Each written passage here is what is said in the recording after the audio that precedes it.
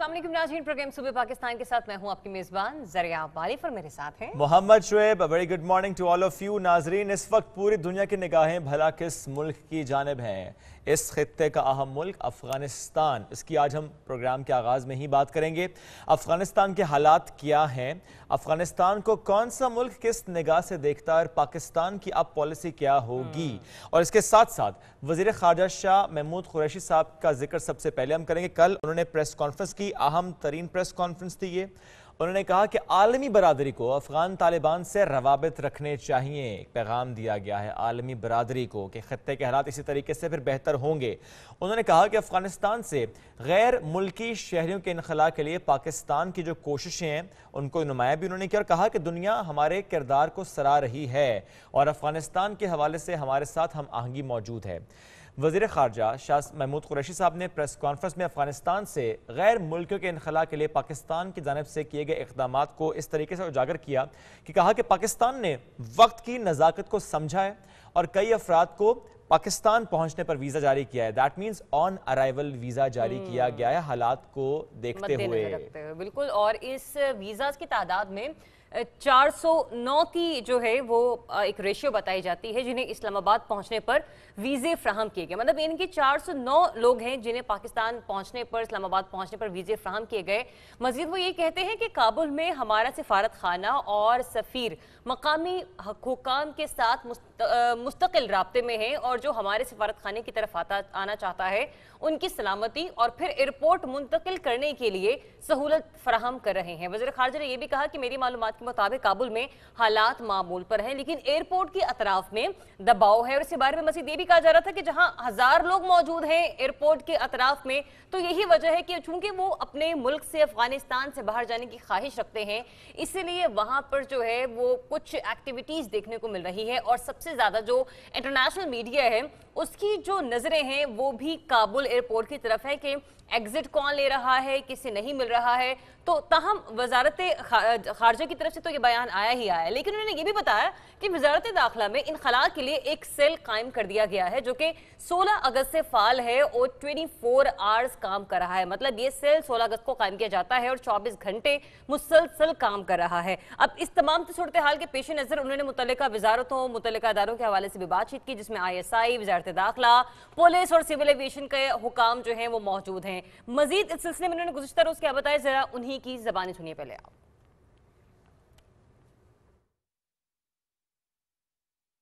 उनके बयानात देखें, उनका जो माइंड सेट है उसको देखें तो उसमें खासी संजीदगी दिखाई दे रही है। वो ऐलान कर चुके हैं कि अब मजीद जंग का कोई जवाज नहीं है। आम माफी का ऐलान कर चुके हैं। हम अपनी सरजमीन को दहशतगर्दी के लिए इस्तेमाल करने की इजाजत नहीं देंगे। तो ये सब जो बयानात हैं ये हौसला अफजा हैं। पाकिस्तान की ख्वाहिश है कि इंटरनेशनल कम्युनिटी को उनके साथ अपने रवाबित बरकरार रखने चाहिए। ये तो तहरीक तालिबान पाकिस्तान से मुताल्लिक शाह महमूद कुरैशी साहब का एक अहम बयान जो हमने आपको सुनवाया, और इसके अलावा वाज़े पैगाम दिया गया है भारत को और कहा गया है कि न्यू दिल्ली, जिसका हमेशा से किरदार एक स्पॉइलर का रहा है, अब ये नहीं होना चाहिए।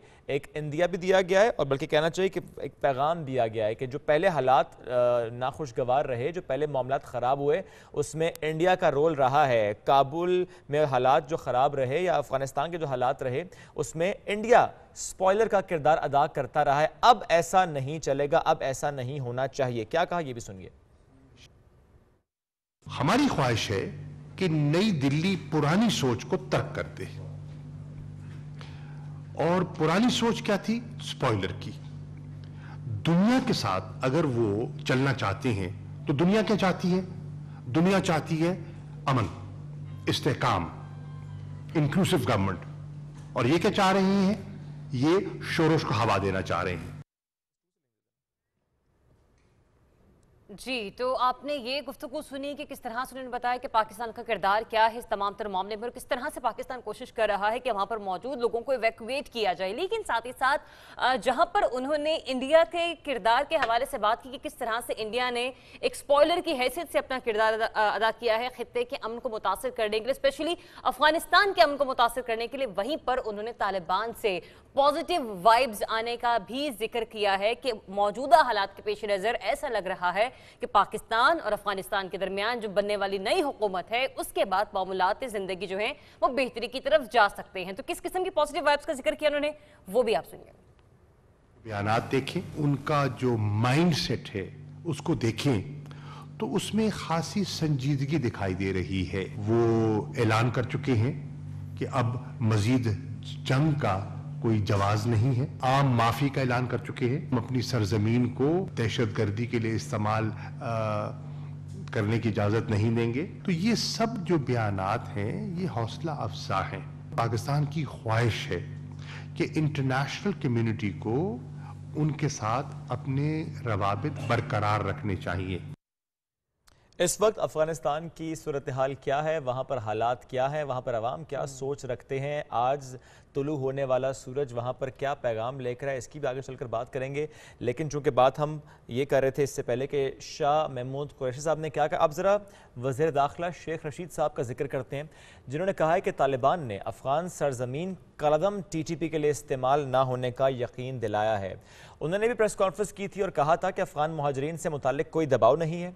अफ़गानिस्तान से आमद पर डिप्लोमेट्स और दीगर को 1 माह का वीज़ा दिया जा रहा है। उन्होंने कहा कि 853% अभी तक तुरखम के रास्ते पाकिस्तान दाखिल हुए हैं और ख्वाहिश ये है कि अफ़गानिस्तान में अमन हो, ख्वाहिश है कि वहाँ पे हालात काबू में आएँ। लेकिन इसके साथ साथ उन्होंने कहा कि जो पाकिस्तान के हालात हैं, जो हमारे अंदरूनी हालात हैं, जो हमें दरपेश चैलेंजेस हैं, जो सिक्योरिटी के मामलात हैं, उसको बीफ अप किया जा रहा है, सिक्योरिटी को बीफ अप किया जा रहा है और स्पेशली CPAC को सिक्योर किया जा रहा है। चाइनीज़ ऑफिशल्स को या जो भी इस वक्त यहाँ पर चाइना से लोग मौजूद हैं, जो CPAC से डायरेक्टली कनेक्टेड हैं, उनको बहुत ज़्यादा सिक्योरिटी फराहम की जा रही है। क्या कहा था शेख रशीद साहब ने, आपको सुनवाते हैं। पाकिस्तान का एक अहम रोल होगा दुनिया सियासत में। दोस्ताने पहने हुए हाथ नहीं चाहते कि पाकिस्तान CPAC में आगे जाए और अफ़गानिस्तान के मौजूदा हालात की वजह से CPAC और बहुत इम्पॉर्टेंट हो गया है। पाकिस्तान की इमरान खान की हुकूमत की ये कमिटमेंट है कि हम CPAC को आगे लेकर जाएंगे। 40 जो CPAC की कंपनी है उनको पूरा आर्मी ने एक अम्ब्रेला दिया हुआ है। चाइनीज़ एम्बेसडर को यकीन दिलाया है कि हर तरह की चाइनीज़ को सिक्योरिटी दी जाएगी।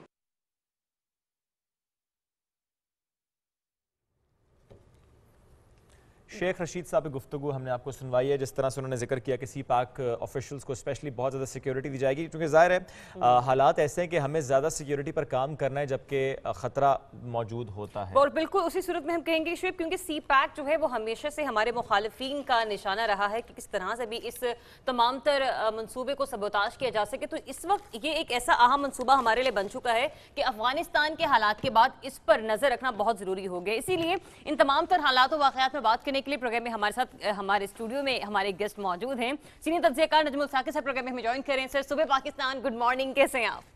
बिस्मिल्लाहिर्रहमानिर्रहीम, अस्सलाम वालेकुम। माशाल्लाह, क्या अच्छा प्रोग्राम कर रहे हैं आप सुबह सवेरे। हैं जी, अच्छा, सुबह सुबह मतलब ऐसी हौसला अफजाई मिल जाए क्या बात, दिन तो अच्छा हो ही जाता है। वो मुझे अभी मैं आपके स्टूडियो में आया तो मुझे याद आया कि आज से तकरीबन 28-30 साल पहले इसी PTV में तो मुसन्सर हुसैन तारड़ साहब और मैं, हम लोग मॉर्निंग ट्रांसमिशन किया करते थे। उस वक्त तो शायद आप पैदा भी नहीं हुए होंगे, लेकिन ये है कि इतना बड़ा अच्छा खूबसूरत सेट देख के और आप लोगों की गुफ्तगू देख के और जिस तरीके से आप लोग हैंडल कर रहे हैं, बड़ा अच्छा लगा। Sir, thank you very much. अब सर बात करते हैं कि पाकिस्तान खित्ते की सिचुएशन को किस तरीके से हैंडल कर रहा है। इस पर अफ़गानिस्तान के आज हम ज़ाहिर प्रोग्राम के आगाज़ में बात करें, आप कैसा देख रहे हैं इन हालात को? और जिस तरह हमने शाह महमूद कुरैशी साहब का जिक्र किया, ज़ाहिर है हमें फ़ॉरेन पॉलिसी पर बात करनी है। आपको लग रहा है बिल्कुल ठीक डायमेंशन में जा रहे हैं और ठीक तरीके से चीज़ों को लेकर चल रहे हैं हम विद रिस्पेक्ट टू तालिबान? एक फ़िक्रे में अगर मैं कहूँ तो मैं ये कहूँगा कि पाकिस्तान की जो इस वक्त की पॉलिसी है, افغانستان کے بارے میں اور امریکی افواج کے انخلاء کے بارے میں، اس کے بعد جو حالات پیدا ہوئے، طالبان نے جس صورت اور برق رفتاری سے جو ہے پورے افغانستان کو اپنے قبضے میں لیا، یہ بڑی سینسٹیو صورتحال تھی، لیکن پاکستان نے اس کو بڑے اچھے طریقے سے ہینڈل کیا ہے۔ اور جس طرح میں نے کہا کہ ایک فکرے میں کہا جائے تو پاکستان کی اس وقت خارجہ پالیسی افغانستان کے کے حوالے سے بالکل درست سمت میں جا رہی ہے۔ اور صرف یہ میں نہیں کہہ رہا، یہ جو بہت سارے امپورٹنٹ ممالک ہیں ان سب کی یہ رائے ہے کہ پاکستان نہ صرف صحیح سمت میں جا رہا ہے بلکہ فیسیلیٹیٹر کا رول ادا کر رہا ہے، جو کہ اس وقت سب سے زیادہ ضروری ہے۔ مثال کے طور پہ ابھی آپ کہہ رہے تھے کہ جی جس طرح ویزے دینے ہیں آن ارائیول، جس طرح ہماری انٹیریئر ڈویژن میں 24 گھنٹے کی ایک سیل کھلا ہوا ہے، فارن آفس میں کھلا ہوا ہے، ہمارا سفارت خانہ وہاں پہ فعال ہے، اور صرف وہ پاکستانیوں کی مدد نہیں کر رہے بلکہ غیر ملکی افراد۔ اچھا، یہ فیسیلیٹیشن جو ہے نا، یہ اس وقت کی سب سے اہم ضرورت، جس میں کہ حتیٰ کہ امریکہ کو بھی پاکستان کی اس فیسیلیٹیشن کی ضرورت ہے۔ اب یہ ہے کہ یہ تو سوال آپ نے کر لیا کہ جی پاکستان کی خارجہ پالیسی اس وقت کیسی جا رہی، تھوڑی سی ڈیٹیل ہے۔ جی دیکھیے 20 سال تک امریکہ رہتا ہے یہاں پہ، جب وہ آیا تھا اس نے مجھ سے اور آپ سے پوچھا نہیں تھا، بالکل ایسے ٹھیک ہو گیا۔ 20 سال وہ یہاں پہ رہا اور میرے اور آپ کے کہنے پہ اس نے کوئی جنبش نہیں کی، وہ یہیں ٹکے رہے۔ 20 سال گزرنے کے بعد اچانک انہوں نے کہا کہ چلو اب یہاں سے نکلتے ہیں۔ اب وہ یہاں سے نکلے تو انہوں نے ہم سے تو پوچھا نہیں، ٹھیک ہو گیا، ہم سے انہوں نے نہیں پوچھا، اور اپنی مرضی سے پہلے 1 مئی کو جائیں گے، پھر یہ کہ جی 9/11/2021 کو ہوگا، پھر جی 31 اگست آئے گی، وہ اپنی مرضی سے چلے گئے۔ اس میں جو 2-3 اہم باتیں ہیں نا، وہ بڑی ضروری ہیں سمجھنی، میرے لیے، آپ کے لیے، اور جو آپ کے اس وقت کروڑوں سننے والے، دیکھنے والے، خاص طور پہ پاکستان میں۔ پہلی بات کہ امریکہ کا یہاں پہ آنا، 20 سال رہنا، اب قصہ پارینہ ہے، ٹھیک، یہ بات ہو گئی، اس پہ رونے کی ضرورت نہیں ہے، اس پہ واویلا کرنے کی۔ دوسری بات کہ سب لوگ کہیں جی امریکہ کو شکست ہو گئی، امریکہ یہاں سے دم دبا کے بھاگ گیا، رات کے اندھیرے میں چلا گیا۔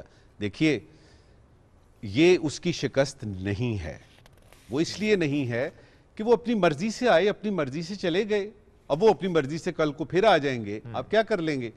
دوسری بات اس میں ہے کہ اگر امریکہ کی اس میں کسی لحاظ سے آپ شکست سمجھتے ہیں تو کیا وہ پاکستان کی فتح ہے؟ یہ بڑا ضروری پوائنٹ ہے کہ کسی کی شکست جو ہے وہ آپ کی فتح ہے بھی کہ نہیں۔ اور جہاں تک افغانستان کا تعلق ہے، افغانستان ایک ساورن علیحدہ سے ملک ہے، بالکل، پاکستان علیحدہ افغانستان۔ اب اس کو آپ اس طریقے سے نہ دیکھیں کہ جی جو کچھ افغانستان میں ہو رہا ہے، جو کچھ افغانستان کے ساتھ اچھا برا ہوا وہی پاکستان کے ساتھ ہو رہا ہے، ایسا نہیں ہے۔ تیسری بات، طالبان جو ہیں وہ پاکستانی نہیں ہیں، طالبان افغانی ہیں، یہ افغانستان کے رہنے والے ہیں، اور اس وقت جو پچھلے 20 سال سے پاکستان کا موقف رہا ہے، یاد رہے کہ بہت سارے بیانیے بدلے، امریکہ نے بیانیہ بدلا، یو کے نے بدلا، انڈیا تو خیر ہے ہی سپوائلر، جو بھی آپ بتا رہے تھے، انہوں نے تو کام کو صرف خراب کرنا ہے۔ پاکستان کا اصولی موقف 20 سال پہلے بھی یہی تھا، آج بھی یہی ہے، اور دنیا حیران ہے کہ پاکستان کے اس موقف میں اس قدر تقویت، اس قدر طاقت آئی کیسے، اور وہ کیا تھا 20 سال پہلے، اور ان دورانے ان جو 2 ڈیکیڈ گزرے ہیں، اس میں پاکستان نے کہا کہ افغانستان میں پولیٹیکل حل ہوگا، بالکل ملٹری حل نہیں ہوگا۔ دوسری بات، Afghan led, Afghan owned broad based government ہوگی۔ اب افغان اونڈ یعنی بھئی آپ افغانیوں کا ملک ہے، یہ بالکل، یہ کوئی امریکیوں کا ملک ہے، یہ کوئی یو کے لوگ ہیں، ان کو حکومت کرنے دیجئے۔ اور پھر آپ کیوں یہ چاہتے ہیں کہ ایک اتنا یعنی سینکڑوں سال کا کلچر ہے افغانستان کا، آپ چاہتے ہیں کہ اس میں اچانک کچھ اسکینڈینیوین کچھ سویڈن والے لوگ آ جائیں، ہیومن رائٹس کا خیال کریں، یہ خیال کریں، خواتین کا خیال کریں، فلاں فلاں کریں. دیکھیے ان کے اپنے کلچر کے مطابق ان کو کرنے دیں. پانچویں بات، اور یعنی پھر آپ سوال جواب کیجئے گا کہ افغانستان میں اس وقت سارے دیکھ رہے ہیں طالبان آ گئے، انسانی حقوق، خواتین کا کیا ہوگا، بچے سکول جائیں گے کہ نہیں، وغیرہ وغیرہ. آپ نے کہیں دیکھا سنا پڑھا کہ افغانستان میں اس وقت لوگ ہیں کتنے، ان کی پاپولیشن کتنی ہے، ادھر کتنے ہسپتال ہیں، ادھر انٹرنیٹ کی ایکسیس ہے کہ نہیں، وہ لوگ غربت کی لکیر کے کتنے نیچے ہیں، وہاں کے بنیادی مسائل کیا ہیں، آپ کہیں نہیں سنیں گے. بہت ضروری ہے یہ جاننا کہ اس وقت افغانستان میں تقریباً 40 ملین لوگ ہیں. ان 40 ملین لوگ میں آپ دونوں تو یعنی انٹرنیٹ کے بغیر فوت ہی ہو جائیں گے، آپ انٹرنیٹ کے بغیر نہیں رہ سکتے. امیجن کیجئے کہ جس کنٹری کی ہم بات کر رہے ہیں اس میں 13% لوگ وہاں پہ ہیں جن کے پاس انٹرنیٹ کی فیسلٹی ہے. 13%. وہاں کے جو 40 ملین میں نے لوگ بتایا ہے، وہاں کے 55% لوگ غربت کی لکیر کے نیچے ہیں. ایک وقت کا کھانا بھی ان کو ملنا مشکل ہے. اور ہم یہاں کیا باتیں کر رہے ہیں؟ ہم یہاں باتیں کر رہے ہیں جی امریکہ یعنی افغانستان میں یہ ہونا چاہیے، افغانستان میں وہ ہونا چاہیے. اور بابا یہ افغانستان روٹی ہونی چاہیے، مطلب ان کی بیسکس کمپلیٹ ہو جائے تب مستقبل کا فیصلہ کرنے کے لیے کچھ نہ کچھ ہمت باندھ سکیں گے، کیونکہ اگر ان کی بیسکس کمپلیٹ ہوتی ہیں تو. دیکھیے یہ ساری چیزیں جو ہیں یہ دیکھنی تھی. اور میں حیران ہوتا ہوں ایک اور چیز پہ بھی. آپ 20 سال وہاں رہے، آپ کہتے ہیں کہ آپ نے جی $1 ٹریلین لگایا. ٹھیک، کتنے لگائے؟ $1 ٹریلین $1 ٹریلین جو ہے نا، یہ آپ کا پوری بلڈنگ بھر جاتی ہے ڈالروں سے. وہ کدھر لگائے ہیں آپ نے؟ مجھے وہاں پہ سڑکیں نظر نہیں آ رہی، مجھے وہاں پہ ہسپتال نظر نہیں آ رہے، مجھے وہاں پہ سکول نظر نہیں آ رہے، مجھے وہاں پہ غربت نظر آ رہی ہے. پھر آپ نے کہا جی کہ ہم نے 3 لاکھ جو ہیں وہ افغانی ان کو ہم نے ٹرین کیا ہے ان 10 سالوں میں. مجھے تو سکرین پہ ایک بھی نظر نہیں آیا. وہ 150 جہاز کدھر گئے جن کو کی ٹریننگ دی ہوئی تھی آپ نے؟ تو مجھے کچھ لگتا ہے کہ دیوار کے پیچھے بھی کوئی ہے، کوئی مسئلہ ہے ایسا کہ یہ $1 ٹریلین کس نے لگائے، کدھر لگ گئے. پھر ہم نے دیکھا کہ اشرف غنی جب بھاگتے ہیں تو وہ بہت سارا کیش اپنے ساتھ لے کے جاتے ہیں. تو وہ کیش جو تھا، وہ پیسے جو تھے، وہ ریسورسز جو تھے، وہ افغانستان کے رہنے والوں کے لیے لگانے چاہیے تھے. اس میں ہیلتھ سیکٹر ہے آپ کا، اس میں آپ کا ایجوکیشن سیکٹر ہے، آپ کا آپ نے بالکل ٹھیک کہا، انفراسٹرکچر ہے. ان کی یعنی ان کے لیے کچھ کیا جاتا جو کہ مجھے نظر نہیں آتا، ہمیں بھی نظر نہیں آتا. ساکر سب ساتھ ہی رہے، اسٹے ود اس. ایک اور مہمان ہیں جنہوں نے ہمیں جوائن کیا ہے شو میں، lieutenant general retired Naeem Khalid Lodhi صاحب ہیں، defence analyst. Thanks for joining اس and welcome to the show صبح پاکستان. کیسے ہیں آپ؟ السلام علیکم جی، بالکل ٹھیک ہوں، تھینک یو ویری مچ، سب کو میرا سلام.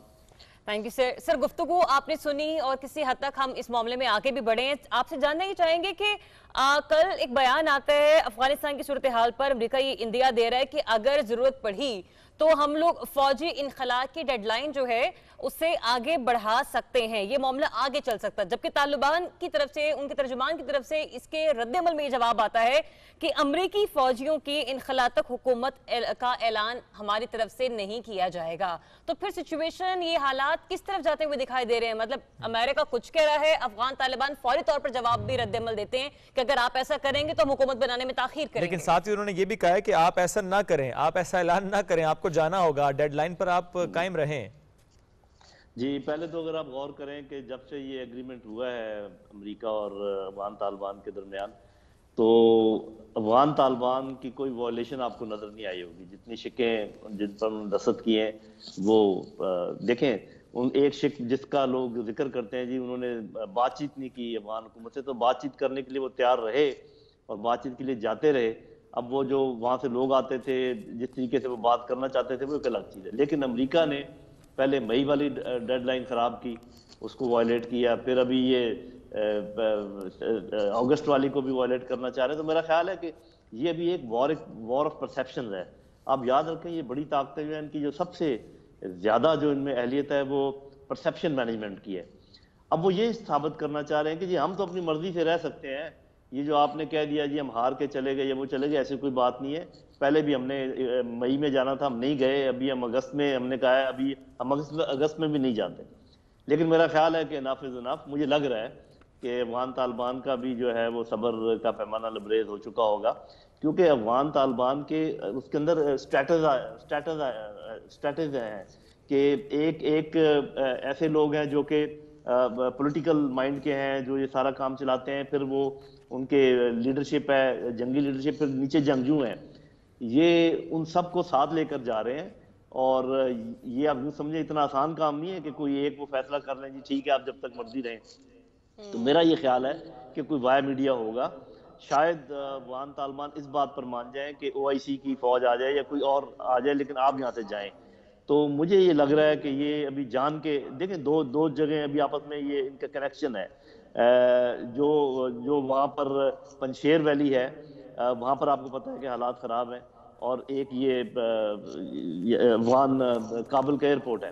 کابل کے ایئرپورٹ کا یہ پیریمیٹر بھی انہوں نے بڑھایا ہے. پہلے یہ کم تھا سرکل جس میں یہ تھے الائڈ فورسز، اب انہوں نے تھوڑا سا بڑھانے کی کوشش کی ہے. تو دیکھ رہے ہیں یہ سب چیزیں نظر آ رہی ہیں، افغان طالبان کی نظروں سے اوجھل تو نہیں ہے. تو فیصلہ تو خیر انہوں نے کرنا ہے، ان کا ملک ہے. کیا وہ خون خرابے کے بغیر اگر چلنا چاہتے ہیں تو میرا خیال شاید کوشش کریں گے پنشیر میں بھی بات چیت سے مسئلہ حل ہو جائے، اور یہ بھی بات چیت سے مسئلہ حل. جہاں اتنا صبر کیا ہے شاید وہ کہیں کہ ٹھیک ہے آپ ایک ہفتہ اور لے لیں، 2 ہفتے اور لے لیں. لیکن یہ پرسیپشن بڑی خراب ہو جائے گی کہ وہ یہ پرسیپشن بلڈ کرنا چاہ رہے ہیں کہ جی ہم اپنی مرضی سے یہاں رہ سکتے ہیں، اور افغان طالبان نے یہ پرسیپشن بلڈ کرنی ہے کہ اس کے اوپر ابھی سارا عمل دخل جو ہے ہمارا ہے افغانستان کے اوپر. تو دیکھیں یہ دونوں چیزیں کیسے آپس میں میچ کرتی ہیں. میرا اپنا اندازہ یہ ہے کہ افغان طالبان مزید ان کو کوئی مہلت نہیں دیں گے. کوئی اور وائے میڈیا نکال سکتے ہیں، کوئی تیسری فوج کو وہ مان سکتے ہیں، لیکن میرا نہیں خیال کہ اب وہ خالد مودی ان کو صاحب، آپ مانیں نے گے. کہا کہ وہ کسی تیسری قوت کو جو ہے وہ فوقیت دے سکتے ہیں، بھی دے سکتے ہیں. کل وزیر اطلاعات فواد چودھری صاحب نے جب ان کی طرف سے ایک سٹیٹمنٹ آئی، انہوں نے کہا کہ وزیراعظم کی تجویز پر اگر الیکشن میں تاخیر ہو جاتی تو صورتحال تھوڑی سی مختلف ہوتی. کیا رد عمل ہے آپ کا اس بیان پر؟ کیا واقعی ایسا ہوتا کہ پرائم منسٹر کی جو تجویز تھی کہ الیکشن میں تھوڑی سی تاخیر کر لی جاتی تو آج حالات افغان قدرے مختلف ہوتے؟ دیکھیں جی یہ وہ بات کر رہے ہیں، یہ جو اشرف غنی نے دوبارہ الیکشن اپنا کروایا تھا، اور وہ الیکشن کا ہمیں پتہ بھی ہے کہ 5% ووٹ ڈلے تھے. 6 مہینے تک الیکشن کا رزلٹ نہیں آیا تھا، اور اس کے بعد جب رزلٹ آیا تو 2 لوگوں نے کہا جی کہ میں پریزیڈنٹ ہوں. عبداللہ نے بھی کہا. تو وہ تو الیکشن کی جو نوعیت ہے وہ آپ دیکھ لیں. یہ جو کچھ ایسی معلومات ہو سکتا ہے وزیر اعظم کے پاس ہوں جو مجھے نہیں معلوم کہ وہ کس بنیاد پہ کہہ رہے تھے کہ اگر الیکشن ڈیلے ہو جاتے تو کام بہتر ہو جاتا. میں اس پر کوئی زیادہ تبصرہ نہیں کر سکتا. ایکسیلنسی بیٹھے ہوئے، اگر ان کو کوئی معلوم ہو تو مجھے بتائیں. میرا اپنا یہ خیال یہ ہے کہ جب تہیہ کر لیا تھا افغان طالبان نے کہ ہم نے اپنی آزادی حاصل کرنی ہے، تو پھر چوں ہوتا یا چاں ہوتا، الٹیمیٹلی ہونا یہی تھا جو بھی ہوا ہے. ٹھیک سر، کیا لگ رہا ہے اور کتنا وقت لگے گا کہ حالات بالکل کنٹرول میں ہوں، اور کتنا وقت لگے گا کہ حکومت بنانے کا وہاں اعلان ہو جائے گا؟ اور جو پنشیر کی بات آپ نے کی، اس صوبے کی بات کی، چونکہ ظاہر وہاں سے مزاحمت ہو رہی ہے، مذاکرات بھی ہوئے لیکن وہ ناکام ہوئے ہیں، تو احمد مسعود صاحب کے ساتھ آپ کو لگتا ہے کہ ان کے مذاکرات ہو جائیں گے، انہیں بھی گورنمنٹ کا حصہ بنا لیا جائے گا اور معاملات سٹیبل ہو جائیں گے؟ جی دیکھیں بات یہ ہے کہ افغان طالبان کے ذہن میں یہ بات ضرور ہوگی، کیونکہ ابھی تک کوئی خون خرابہ نہیں ہوا، تو وہ بلیمش نہیں کرنا چاہیں گے اپنے اس ریکارڈ کو، اور کوشش ان کی یہ پوری ہوگی کہ خون خرابہ نہ ہو. لیکن اور ہمیں لگتا بھی ایسے ہے کہ شاید وہ جو نوجوان ہے وہ کوشش کر رہا ہے کہ مجھے بھی کوئی جگہ مل جائے ایسی. لیکن افغانوں کا ایک طریقہ ہے کہ یہ اپنے جو ٹاپ کی ہائرارکی ہے اس میں تھوڑے سے عمر رسیدہ لوگوں کو لیتے ہیں. یہ آپ بہت کم دیکھیں گے کہ کوئی نوجوان جو ہے ان کی جو بڑی شورائیں ہیں ان میں نہیں ہوتے. یہ ان کا طریقہ ہے افغانوں کا، پٹھانوں کا. تو اس میں اگر وہ ایکسیپشن کرے تو پتہ نہیں اس کو کہیں رکھ لے یا نہ رکھے، وہ بنیادی طور پہ اپنے کے لیے کوئی جگہ بنانے کی کوشش کر رہا ہے. لیکن اگر اس نے ضد پکڑی تو اس کے پھر 2 آپشن ہیں ان کے پاس. یا تو اس کو گھیرا، جیسے گھیرا ہوا ہے اس کو گھیرے میں ہی چھوڑ دیں گے اور اپنے باقی کام آگے چلائیں گے اگر انہوں نے خون خرابہ نہیں کرنا. ورنہ میرے اپنے اندازے میں یہ 2-3 مہینے کا کام. وہ جو آپ نے پہلے سوال پوچھا وہ امپورٹنٹ ہے. افغان طالبان اس وقت سب سے مشکل مرحلے سے گزر رہے ہیں، جو کہ براڈ بیسڈ گورنمنٹ کا مرحلہ ہے. اور یہ اس میں مجھے تفصیل میں جانے کی ضرورت نہیں کہ یہ کیوں مشکل ہے. ایتھنیسٹیز بھی ہیں اور سیکٹیرینزم بھی ہے، تو ساری چیزیں وہ ہیں. لیکن جو کچھ میں نے ان کا دیکھا ہے، ان کی صوابدید جو میں نے دیکھی ہے، مجھے کافی یقین ہے کہ اس میں وہ کامیاب ہو جائیں گے. جو ہی یہ 31 अगस्त का टाइमलाइन गुजरेगी, इसके बाद ये हुकूमत का ऐलान कर देंगे। लेकिन तकरीबन 2 साल लगेंगे पॉलिटिकल स्टेबिलिटी आने में, ये मेरे अंदाजे में, क्योंकि कुछ लोग नाराज होंगे फिर वो होगा, और 5-6 साल लगेंगे जो इकोनॉमिक स्टेबिलिटी आने में, जैसे भी बात कर रहे थे भाई कि वहाँ पर ये चीज़ें नहीं है। और ये हमें याद रखना चाहिए कि 20 साल जब यहाँ रहे हैं अमेरिकन, तो उनके मकासद में ये था ही नहीं कि इनकी गुर्बत दूर करें या यहाँ जमहूरियत लेकर आएँ या इंफ्रास्ट्रक्चर बनाएं। अगर होता तो ये अगर 25% भी लगा देते, जैसे कि कह रहे थे अभी एक्सीलेंसी, तो ये मामला कहीं से कहीं हो जाता। मुझे ओवरऑल अगर मैं आपको ये कहूँ, जो कि मैं शुरू से कह रहा हूँ, अफगानिस्तान का मसला अच्छाई की तरफ जा रहा है, अमन की तरफ जा रहा है, और बड़े अच्छे तरीके से बिहेव कर रहे हैं अफगान तालिबान। और अगर यही इनका बिहेवियर रहा और इसी तरीके पे चीजें चलती नहीं, अगर कोई बहुत बड़ा किसी ने इंटरफेयर ना किया, किसी ने फॉल्स फ्लैग ऑपरेशन ना किया, क्योंकि यहाँ पर जाली तौर पर सिविल वॉर लगाने की कोशिश भी की जाएगी, लेकिन मुझे यकीन है कि ये बड़े ज़हीन लोग हैं जो किसकी तरफ है सर? आपका स्पॉइलर कौन हो सकता है? Number 1 is United states of America, number 2 is India, और ये इनका आपस में बड़ा नेक्सस है। ये इतना गहरा नेक्सस है, आप भी समझते हैं, मुझे ज्यादा उसमें जानने की जरूरत नहीं।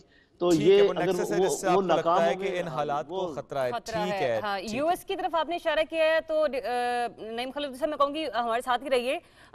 सीनियर सहाफ़ी रशीद साफ़ी साहब ने भी हमें ज्वाइन किया है। Welcome to the show Rasheed Safi साहब, अस्सलाम वालेकुम। सुबह पाकिस्तान, कैसे हैं आप? बहुत शुक्रिया, अल्लाह का शुक्र, थैंक यू। अच्छा रशीद साफ़ी साहब, आपने गुफ्तगू सुनी, नईम खलीलुद्दीन साहब हमारे साथ मौजूद हैं स्टूडियो में, हमें साकिब साहब ने नजम साकिब साहब भी ज्वाइन कर चुके हैं। गुफ्तगू चूंकि आगे चल चुकी है तो मैं वहीं से पॉइंट रेज करूंगी। यूएस की बात की गई अभी खालिद लोधी साहब की तरफ से। मुझे ये बताइए कि आने वाले दिनों में अगर हम देखते हैं कि अमेरिकन फौजियों का इनखला हो जाता है कामयाब तरीके से, तो जो अमेरिका के मकासद रहे हैं अफगानिस्तान के मामले पर, रवाबित रहे हैं पाकिस्तान के साथ, क्या वो किसी हद तक हम देख सकते हैं कि पाकिस्तान अमेरिका की फहरिस्त में बहुत पीछे चला जाएगा? ताल्लुकात में थोड़ी बहुत जो है वो बेहतरी उस हिसाब से नहीं रहेगी, जो कि पॉजिटिविटी या तासुर जो था वो पहले हमने माजी में देखा है अफगानिस्तान के मामले पर या मजीद किसी और मामले पर? जी बहुत शुक्रिया। आपके जो गेस्ट है दोनों बहुत ज़्यादा रेलेवेंट है और इस मौजू के माहिर भी है, तो वो मुझसे बेहतर बता सकेंगे इस मौजू पे, वो बेहतर बात कर सकते हैं। लेकिन जहाँ तक आपने सवाल पूछा है कि पाकिस्तान और अमेरिका के बीच में आने वाले दिनों में ताल्लुकात कैसे होंगे, तो यकीनी तौर पर पाकिस्तान और अमेरिका के ताल्लुकात जब से पाकिस्तान बना है तो उसमें उतार चढ़ाव आते रहे हैं। इस वक्त जो सुबकी हुई है अमेरिका को अफगानिस्तान की सरजमीन पर, उस पे दुनिया कायल हो चुकी है, और तकरीबन 4 सुदूर जो अमेरिका के पिछले हैं, जॉर्ज डब्ल्यू बुश और इसके बाद फिर डोनाल्ड ट्रंप और मौजूदा जो बाइडेन और बिल क्लिंटन, अफगानिस्तान की जो मौजूदा सूरत हाल है पिछले 20-21 साल से, जो वहाँ पे एक अमेरिकी इन्फ्लुएंस बराह रास्त वहाँ पे जो अमेरिका की मौजूदगी थी, तो इसमें कदम कदम पे अमेरिका को नाकामी का सामना करना पड़ा है। और जो इस वक्त जो 15 अगस्त के जो वाक़यात हुए हैं और इस वक्त तालिबान की वहाँ पे जो क़यादत कायम होने जा रही है, तो ये जो अमेरिका के लिए है इंतहाई एक सुपर पावर अपने आप को तस्वर करने वाला मुल्क है, अमेरिका के लिए इंतहाई मुश्किल सूरत हाल है। तो ऐसे में तो यकीनी तौर पर अमेरिका और पाकिस्तान के बीच में ताल्लुकात में वो तब्दीली आएगी। लेकिन इस वक्त पाकिस्तान की जियो स्ट्रेटेजिक सूरत हाल इतनी अहम है कि अमेरिका और मगरब अगर चाहे भी तो पाकिस्तान को इस सिनारियो से ना तो आउट कर सकता है, ना पाकिस्तान की अहमियत से इनकार है। और हकीकत भी यही है कि इस वक्त मगरब और तालिबान के बीच में पाकिस्तान जो पुल का किरदार अदा कर रहा है वो इंतहाई अहम है, और उससे अगर मगरबी दुनिया सरफ नज़र करना भी चाहे तो मुमकिन नहीं है। तो ठीक है, अमेरिका अपने तौर पे अपनी सुक्की और अपनी खिफत मिटाने के लिए पाकिस्तान पर मुख्तलिफ तरीकों से दबाव डालने की कोशिश तो करता ही रहेगा, जिस तरह माजी में भी होता रहा है। लेकिन पाकिस्तान की अहमियत से और पाकिस्तान के साथ अच्छे ताल्लुकात कायम करना ना सिर्फ अमेरिका बल्कि मगरबी दुनिया की ज़रूरत भी है। ओके, ज़रूरी है ताल्लुकात बेहतर ही रखने हैं पाकिस्तान से। सर साथ रहेगा, इस वक्त हमें ज्वाइन किया है सहाफ़ी सुमेरा खान फ्रॉम काबुल। सुमेरा, अस्सलाम वालेकुम, और پہلے تو ہم اپریشیٹ کرتے ہیں ٹیم صوبہ پاکستان کی جانب سے، بہت مشکل حالات میں کام کر رہی ہیں آپ. اس وقت ہم ٹویٹر پہ بھی دیکھتے ہیں کہ بہت سراہا جا رہا ہے آپ کو، ماشاءاللہ بہت زبردست کام کر رہی ہیں آپ. سمیرہ، آج ہم نے پروگرام کے آغاز میں کوشش کی کہ ہم جو حالات اس وقت ہیں اس کو تھوڑا سا نریٹ کریں، اب ہم ڈسکشن بھی کریں، بٹ میں جاننا آپ سے یہ چاہ رہا ہوں، جیسے نجم ثاقب صاحب نے ایک بات کی کہ جو انفراسٹرکچر پر پیسہ لگنا چاہیے تھا وہ لگا نہیں. وہاں پر جو لوگ غربت کی لکیر سے نیچے رہ رہے ہیں 55% سے بھی زیادہ ان کی تعداد ہے. وہاں پر اگر دیکھا جیسے 13% سر نے کوٹ کیا کہ لوگ ہیں جو جن کے پاس ایکسس ہے انٹرنیٹ کی. تھوڑا ذرا آپ بتائیں مجھے وہاں کے حالات سے متعلق کیا حالات ہیں، لوگ کیا سوچتے ہیں، وہاں پہ انفراسٹرکچر کیسا ہے، وہاں پر اس وقت صبح کا جو ماحول ہے وہ کیسا ہے؟ بہت شکریہ. میں سب سے پہلے تو کابل کے حالات کے حوالے سے بتا دوں، اور سب سے پہلے میں معذرت چاہوں گی اگر اس میں کوئی آپ کو ایئر کرافٹ کی نوائز کی آواز آئے یا کوئی پرابلم ہو. تو اس وقت میں اصل میں ملٹری جو بیس سائٹ ہے حامد کرزئی انٹرنیشنل ایئرپورٹ کی، واحد ایک ملٹری ایئر بیس ہے اس وقت امریکہ کا، میں اس وقت وہاں موجود ہوں. تو I beg your pardon for this, all these noises in the background. Kabul میں اس وقت اصل میں ابھی بھی میں حالات دیکھ رہی تھی، اس وقت زیادہ تر اکنامک امیگریشن جو ہے اس کے لیے لوگ زیادہ جا رہے ہیں. یہ ایسا قطعاً کوئی تاثر صحیح نہیں ہے کہ یہاں سے کوئی خوف کے ہمارے لوگ جا رہے ہیں. وہ بہت کم تعداد ہے جنہوں نے کافی ہائی الیجنس میں کام کیا ہے امریکن فورسز کے ساتھ یا فورن فورسز کے ساتھ. اس وقت بڑی تعداد میرے سامنے بھی موجود ہے. میں اس وقت ایک قطر کے ملٹری ایئرپورٹ جو ایئر کرافٹ ہے اس کے اندر کھڑی ہوں، اور میں اس وقت دیکھ سکتی ہوں کہ کتنی بڑی تعداد بوڑھی عورتوں کی، بچوں کی، بوڑھے لوگ ہیں اس میں، بچے بہت تعداد میں ہیں، جوان لوگ زیادہ ہیں جو کہ شاید ایک بہترین مستقبل کی شاید ایک آس اور امید لے کے جا رہے ہیں. مگر اتنا آسان نہیں ہے اگر گراؤنڈ ریالٹیز دیکھا جائے. میں سمیرہ یہی آپ سے جاننا چاہ رہا تھا، بیکاز ایک تاثر یہ مل رہا ہے کچھ حالات دیکھ کر کہ جس کا جی چاہے گا وہ چلا جائے گا افغانستان چھوڑ کر، چاہے تو امریکہ چاہے تو کسی اور ملک میں. آپ نے جس طرح کا یہ آسان نہیں ہے، طریقہ کار کیا ہے، کون جا سکتا ہے، کون جانا چاہ رہا ہے؟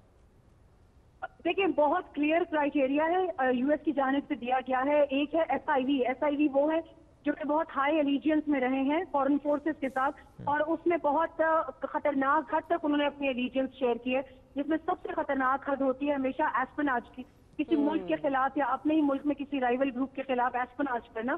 دوسری تعداد پھر آ جاتی ہے T2 میں پھر انٹرپریٹرز آ جاتے ہیں، انٹرنیشنل ڈیولپمنٹ ایجنسیز کے ساتھ کام کرنے والے لوگ آ جاتے ہیں. ان کے لیے یہ دو کیٹیگریز ہیں. مگر ہوا کیا ہے کہ افغانستان میں فیک لیٹرز کی بنا پر اسائلم کے لیے درخواستیں کی جا رہی ہیں. تو اب یو ایس اور باقی ممالک بھی بہت اس وقت سنجیدگی سے تمام تر کاغذات کی جانچ پڑتال بھی کریں. اور سمیرہ ذرا رکیے گا، آپ نے کہا کہ فیک ڈاکیومنٹس کا بھی استعمال کیا جائے، تھوڑا سا بتائیے گا کہ کیا ڈاکیومنٹس دیتے ہیں، کیا اس میں لکھا ہوتا ہے، خطرہ کیا ہوتا ہے، بات کیا اس میں ہوتی ہے جس کی بنا پر وہ باہر جانے کی درخواست دے رہے ہوتے ہیں؟ جی اس میں سب سے بڑا فیک ڈاکیومنٹ جو یوز کیا گیا ہے وہ یہ ہے کہ ایک بندے کو اگر ایس آئی وی لیٹر گیا ہے کہ you are eligible to apply for asylum in U S or anywhere in the world, یعنی کسی بھی ڈیولپڈ کنٹری میں، تو اس نے کیا کیا، اس نے اس کے پرنٹ آؤٹ لے کے اپنے کزنس کو، اپنے ایکسٹینڈیڈ فیملی ممبرس کو دینا شروع کر دیا. اس طرح بہت سے لوگ نان ایلیجیبلٹی بیسس کے اوپر آ کر جہازوں میں سوار ہوتے گئے، اور ابھی وہ لوگ دوحہ قطر کے آل ادیب ایئر بیس جو ہے اس کے اوپر وہ لوگ ہینڈلز میں ہیں، اور ابھی ان کی قسمتوں کا فیصلہ بہرحال وہاں ویریفیکیشن کی جائے گی ڈاکیومنٹس، تو ساری چیز سامنے آ جائے گی. مگر اب لوگ بہت احتیاط کریں. ابھی میں اس ایئر بیس پر بھی دیکھ رہی تھی کہ بہت سختی سے جانچ پڑتال کاغذات کی جا رہی ہے. اور جن افغان تو ہم ان لوگوں کی بات کریں جو افغانستان چھوڑ کر جانا چاہ رہے ہیں اور جانا چاہتے ہیں، ان کی بتائیے جو افغانستان کا ہی حصہ بن کر رہنا چاہتے ہیں، ان کی معمولات زندگی پر کیا اثر پڑا؟ مطلب لوگ باہر جب نکل رہے ہیں تو کیا معمولات کے مطابق ناشتہ وغیرہ کے ان قسم کے بازاروں میں اس طرح کا کوئی شوق دیکھنے کو مل رہا ہے جو واقعی افغانستان میں رہنا چاہتے ہیں؟ پھر دوسرا یہ کہ طالبان کے قبضے کے بعد آپ سمجھتی ہیں کہ خواتین کے حجاب اور پگڑی کی جو فروخت ہے مردوں کے حوالے سے، اس میں کچھ اضافہ کو دیکھنے کو مل رہا ہے؟ اس وقت کلچر کس طرح سے پروان چڑھ رہا ہے وہاں پر؟ لائن ڈراپ ہو گئی ہے ہماری. رشید صافی صاحب ہمارے ساتھ موجود تھے، بہت شکریہ آپ کا صافی صاحب، آپ ہمیں جوائن کریں. پنجن ریٹائرڈ نعیم خالد لودھی صاحب آپ نے ہمیں جوائن کیا، آپ کا بہت شکریہ. اسٹوڈیو کی طرف ایک بار پھر سے آتے ہیں، نجم ثاقب صاحب ہمارے ساتھ موجود ہے. نجم ثاقب صاحب یہ ساری سچویشن آپ نے سنی، کیونکہ آئی ایم سو سوری تھوڑا سا آپ کو انتظار کروانا پڑا، لیکن کوشش یہ تھی کہ کابل میں رہنے والے لوگ ہوں یا ہمارے جو ڈیفنس اینالسٹ ہیں وہ بھی بتا سکیں کہ ہم افغانستان کے معاملے پر ایک ایک کونے سے جس طرح سے خبر کو اکٹھے کر سکیں. اب اگین چونکہ آپ سابق سفیر بھی رہ چکے ہیں، اس حساب سے میں جاننا چاہوں گی ہوگی کہ جو لوگ واقعی افغانستان میں رہنا چاہتے ہیں، آپ کو لگتا ہے کہ ان حالات کے پیش نظر ان کی زندگی پہ کوئی اثر پڑ رہا ہوگا؟ کچھ لوگوں کی طرف سے ایکسیپٹیبلٹی تو آئی ہوگی اس تمام تر معاملے پر؟ یا میجورٹی ریلیکس اینڈ چل ہیں؟ ہاں دیکھیے، افغانستان کے کلچر کو، اس کی تاریخ کو، ان کے لوگوں کو جو لوگ جانتے ہیں وہ یہ جانتے ہیں کہ جنگ کا لفظ جو ہے نا، وہ افغان اور افغانیوں کے لیے امن کا لفظ ہے۔ وہاں پہ جنگ اور امن جو ہے، اگر آپ چلے جائیں 400-500 سال دیکھ لیں، لڑتے جھگڑتے رہتے ہیں یہ آپس میں، ان کے قبیلے ہیں یہ آپس میں، ان کے، اور یہ ان کا کلچر ہے۔ جنگ ایک عام سی بات ہے۔ دیکھیے، مجھے یاد پڑتا ہے اس افغانی دوست کا کہ اس نے کہا کہ یہ میرا بیٹا جو ہے 8 سال کا ہو گیا، اب اس کی سالگرہ، اس کو میں نے پستول لے کے دینی ہے۔ اوکے، اچھا آپ ذرا سوچیے، آپ 8 ایک سال پڑھا لکھا آدمی ہے، میں نے کہا یہ 8 سال کا بچہ ہے، 8ویں سالگرہ پہ اس کو کوئی ہیری پوٹر لے کے دو یار، یہ تم کیا لے کے دے رہے ہو؟ اس نے کہا جی کہ اس کو گن چلانی آنی چاہیے، اور سیدھا کر کے پستول جو اس کو۔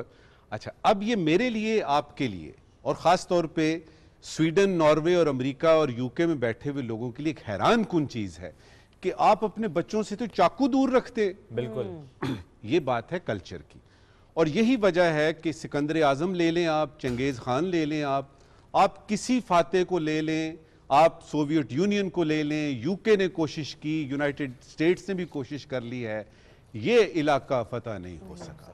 پہلی بات، یہ کیوں نہیں فتح ہو سکا، اس کے لیے تو 2 پروگرام کرنے پڑیں گے، لیکن مختصراً بتا دوں کہ اگر آپ نے افغانستان پہ قبضہ کرنا ہے کسی غیر افغانی نے، تو آپ کو افغانستان کے سارے لوگوں کو ختم کرنا پڑے گا۔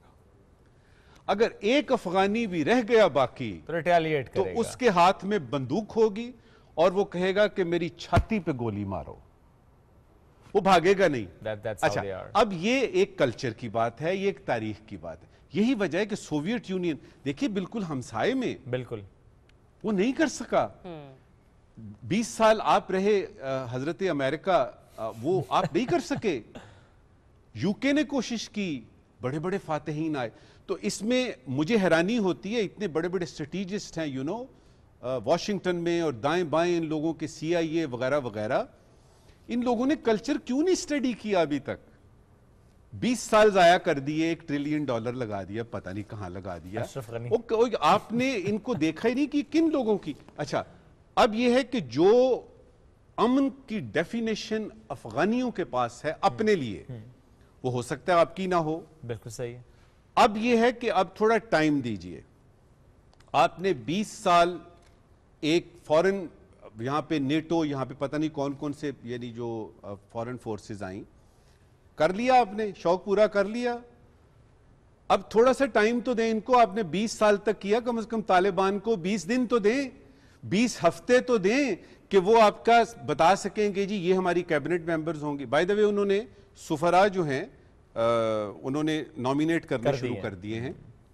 اور ایک چیز جو مجھے نظر آتی ہے، جو کہ 1990 کی دہائی کے طالبان تھے نا، اور جو آج کے طالبان ہیں، مجھے لگتا ہے ان کی جہاں پہ ٹریننگ ہوئی ہے نا فوجی گن شن چلانے کی، یہ وہ، وہاں پہ ان کی کوئی ڈپلومیٹک ٹریننگ بھی ہوئی ہے۔ ان کی زبان اور ہے، ان کا لب و لہجہ اور ہے، ان کا نشست و برخاست اور ہے۔ یہ جب روسٹم پہ آتے ہیں، اب ان کو پتہ لگ گیا ہے کہ دنیا کے ساتھ رابطے رکھنے ہیں، دنیا کے ساتھ رابطہ رکھنا ہے، چاہے کسی قسم کے بھی حالات ہیں، آپ نے دنیا، کیونکہ امریکہ کی ضرورت پڑے گی، روس کی ضرورت پڑے گی۔ روس اور چائنا تو اس وقت باقاعدہ طور پہ ان کی ایمبیسیاں بھی وہاں موجود ہیں، اور ان کے ساتھ، اور پاکستان جو ہیں ان کو پتہ ہے کچھ دوست ہیں، لیکن آپ نے جب اقوام عالم میں رہنا ہے تو سب کے ساتھ ورکنگ ریلیشن شپ رکھنا ہے، اور یہ چیز آج کے طالبان کو پتہ لگ گئی ہے۔ اب مصیبت کہاں پہ ہے؟ مصیبت یہاں پہ ہے کہ امریکہ اور اس کے جو حامی ہواری لوگ ہیں، وہ یہ چاہتے ہیں کہ آج آپ نے امریکہ پہ قبضہ کیا ہے، آج ہی ہمیں بتا دیں کہ آپ خواتین کے ساتھ کیا کریں گے، آپ انسانی حقوق کے بارے میں کیا کریں گے، آپ کی حکومت کیا ہوگی، آپ ہیلتھ میں کیا کریں گے، ایجوکیشن میں کیا کریں گے، حجاب کے بارے میں، پگڑی کے بارے میں آج ہی بتا دیں۔ او بابا، آپ 20 سال کرتے کیا رہے ہیں؟ آپ کو پتہ نہیں کہ اقوام، دیکھیے 325 साल लगते हैं अमेरिका को अमेरिका बनते हुए। आप कम से कम थोड़ा को साल 2 साल तो दें। अभी जनरल लोधी साहब, और मैं बड़ी गौर से इनकी बातें सुनता हूं, कमाल की बातें करते हैं, ये हमारे डिफेंस सेक्रेटरी भी थे, इन्होंने कहा ना साल 2 साल की बात, ये बात बिल्कुल ठीक है, आप थोड़ा सा टाइम दीजिए उनको अपना। अभी उन्होंने पूरी एक तरह से उनके नजदीक विक्ट्री उन्होंने हासिल की, एक फतह हासिल की है। अब ये है कि वो इस तरीके से हुई है कि लोगों को अभी तक शौक में है, वेस्ट पूरा शौक में। थोड़ा टाइम दीजिए और उनको जो पत्ते वो खेल रहे हैं उनको देखें तो सही, वो कौन करते क्या है, वो करते क्या है, उसके बाद आप कीजिएगा। लेकिन ये जो स्पॉइलर की बात आपने भी की और हमारे यानी और दोस्तों ने भी की, हिंदुस्तान का मसला ये है कि वो अपने आप को समझ रहा था कि एक चौधरी वो भी है।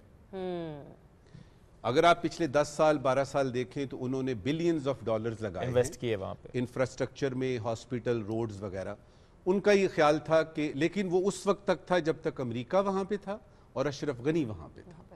अमेरिका भी ना रहा, अशरफ गनी भी ना रहा। अब उनके पास क्या है, जो एंटी तालिबान फोर्सेस हैं, जो इस वक्त अफगानिस्तान में तालिबान के खिलाफ फोर्सेज हैं, जो पॉकेट्स में हैं, उनको ये असला दे रहे हैं, उनको ये पैसे दे रहे हैं और उनको कह रहे हैं, जिस तरह यानी पंशेर की बातें शुरू हो गई हैं, 3-4 दिन हम सुनेंगे इसका। आपको पता होगा कि ताजिकिस्तान एक हमसाया मुल्क है अफगानिस्तान का। हिंदुस्तान की अपने इलाके के बाहर अगर कहीं बेस है तो वहीं पर है, तो वो ताजिकिस्तान पे बहुत इन्फ्लुएंस। अब वो बड़ी फाल हो चुकी है, वहां से कामकाज हो रहे हैं। अब हिंदुस्तान के 2 मकासद हैं इधर। नंबर 1 कि अफगानिस्तान में अपनी चौधराहट को करना, जिसमें वो नाकाम हो गया। नंबर 2 जो कि वो जारी रखा हुआ है पिछले को 70 साल से, कि जो चीज भी पाकिस्तान के खिलाफ हो अच्छा है। लिहाजा तालिबान ने ये जो कहा है कि हमारी सरजमीन पाकिस्तान या किसी और मुल्क के खिलाफ इस्तेमाल नहीं होगी, ये बहुत अहम है, बहुत अहम है। ये देखना पड़ेगा अभी कि कल को, आज से 1 साल बाद, 6 महीने बाद अगर इनकी जो हुकूमत है वो इस्टेब्लिश हो जाती है, तो ये जो बातें कर रहे हैं, याद रहे कि ये जितनी बातें भी कर रहे हैं वो कानों को बड़ी भली लग रही हैं। वो ना सिर्फ पाकिस्तानियों को अच्छी लग रही हैं, पाकिस्तानी स्ट्रेटेजिस्ट को अच्छी लग रही हैं, पाकिस्तानी डिप्लोमेट्स को अच्छी लग रही हैं, पाकिस्तानी हुकूमत को, बल्कि दुनिया भर में।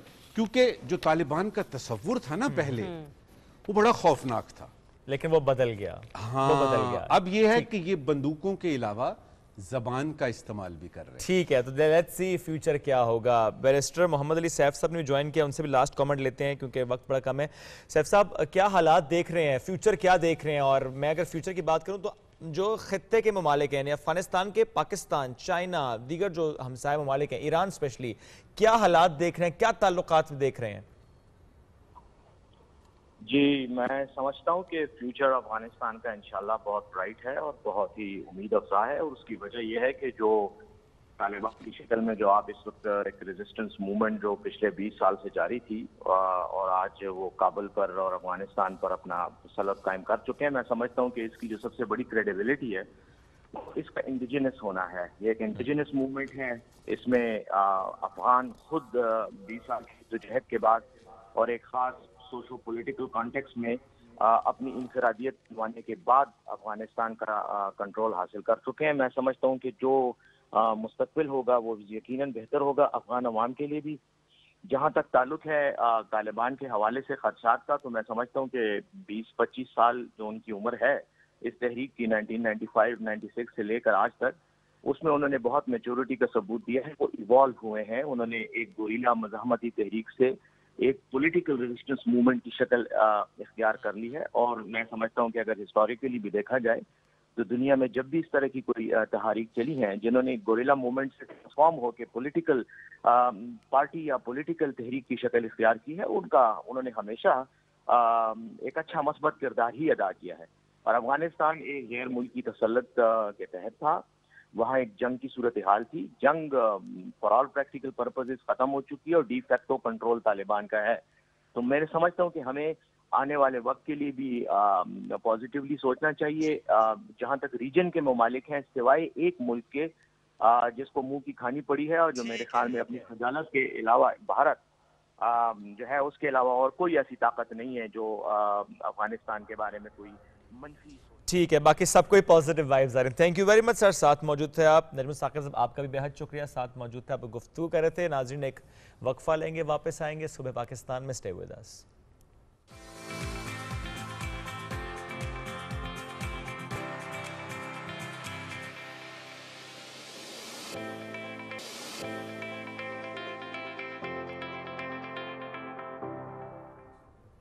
جی ویلکم بیک، گڈ مارننگ صبح پاکستان. اس امید کے ساتھ کہ آپ کا اب تک کا دن بہت اچھا گزر رہا ہوگا، ناشتہ کر لیا ہوگا. ہاں لیکن مجھے بہت بھوک لگ رہی ہے قسم سے، کیونکہ میں نے کچھ بھی نہیں کھایا ہوا، اور ایک آدھا کوئی چائے کا کپ مجھے ملا تھا، وہ بھی مجھ سے اتنا کوسوں دور پڑا ہوا ہے نا شعیب کہ مطلب میری بھوک مزید بڑھتی چلی جا رہی ہے. آپ صرف پکاریں چائے چل کر آپ کے پاس آئے گی، چل کر نہ آئی تو بھاگ کر آئے گی. وہ کیسے پاسبل ہے؟ کوئی نہ کوئی سن لے گا نا. اچھا ہاں ہاں یہ بھی ہے. بس اسی لیے آنر اس طرح کی باتیں کریں تو پروڈیوسر سب کو بھی خیال آ جاتا ہے اچھا واقعی میری اینکر نے چائے نہیں پی، یہ انرجی ان میں کیسے آئے گی. لیکن اس انرجی کے ساتھ ساتھ کچھ ایسا ہے جو کہ بہت جلدی پاکستان میں انٹروڈیوس ہونے والا ہے، جس کے جاننے کے بعد مطلب یہ کہ شعیب لوگوں میں ایکسٹرا انرجی آ جائے گی، اسپیشلی ڈیوائسز میں انرجی آ جائے گی. ایسا تو نہیں ہونے والا کہ آپ موبائل فون پہ لکھیں گے چائے اور چائے ایسے آ جائے گی آپ کے نہیں، اب ایسا سامنے؟ بھی کچھ پاسبل نہیں ہے، کوئی الادین کا چراغ نہیں ہے، لیکن ایک ایسا سورس ہے کہ جس کی وجہ سے آپ لوگوں کے لیے انٹرنیٹ ڈیوائسز کو استعمال کرنا مزید آسان ہو جائے گا. اوکے، یعنی ایسا نہیں ہوگا کہ اکثر ہم کبھی کانفرنس کال کر رہے ہیں، for that matter WhatsApp call. ویسے مجھے واٹس ایپ کال سے اس لیے بہت زیادہ چڑ ہے کہ آپ جب بات کر رہے ہوتے ہیں آگے سے نا اتنی ڈیلے سے جواب آتا ہے، پھر اس کا جواب ابھی ختم ہوتا ہے، آپ بولنا شروع کرتے ہیں، آگے سے پھر سوال آ جاتا ہے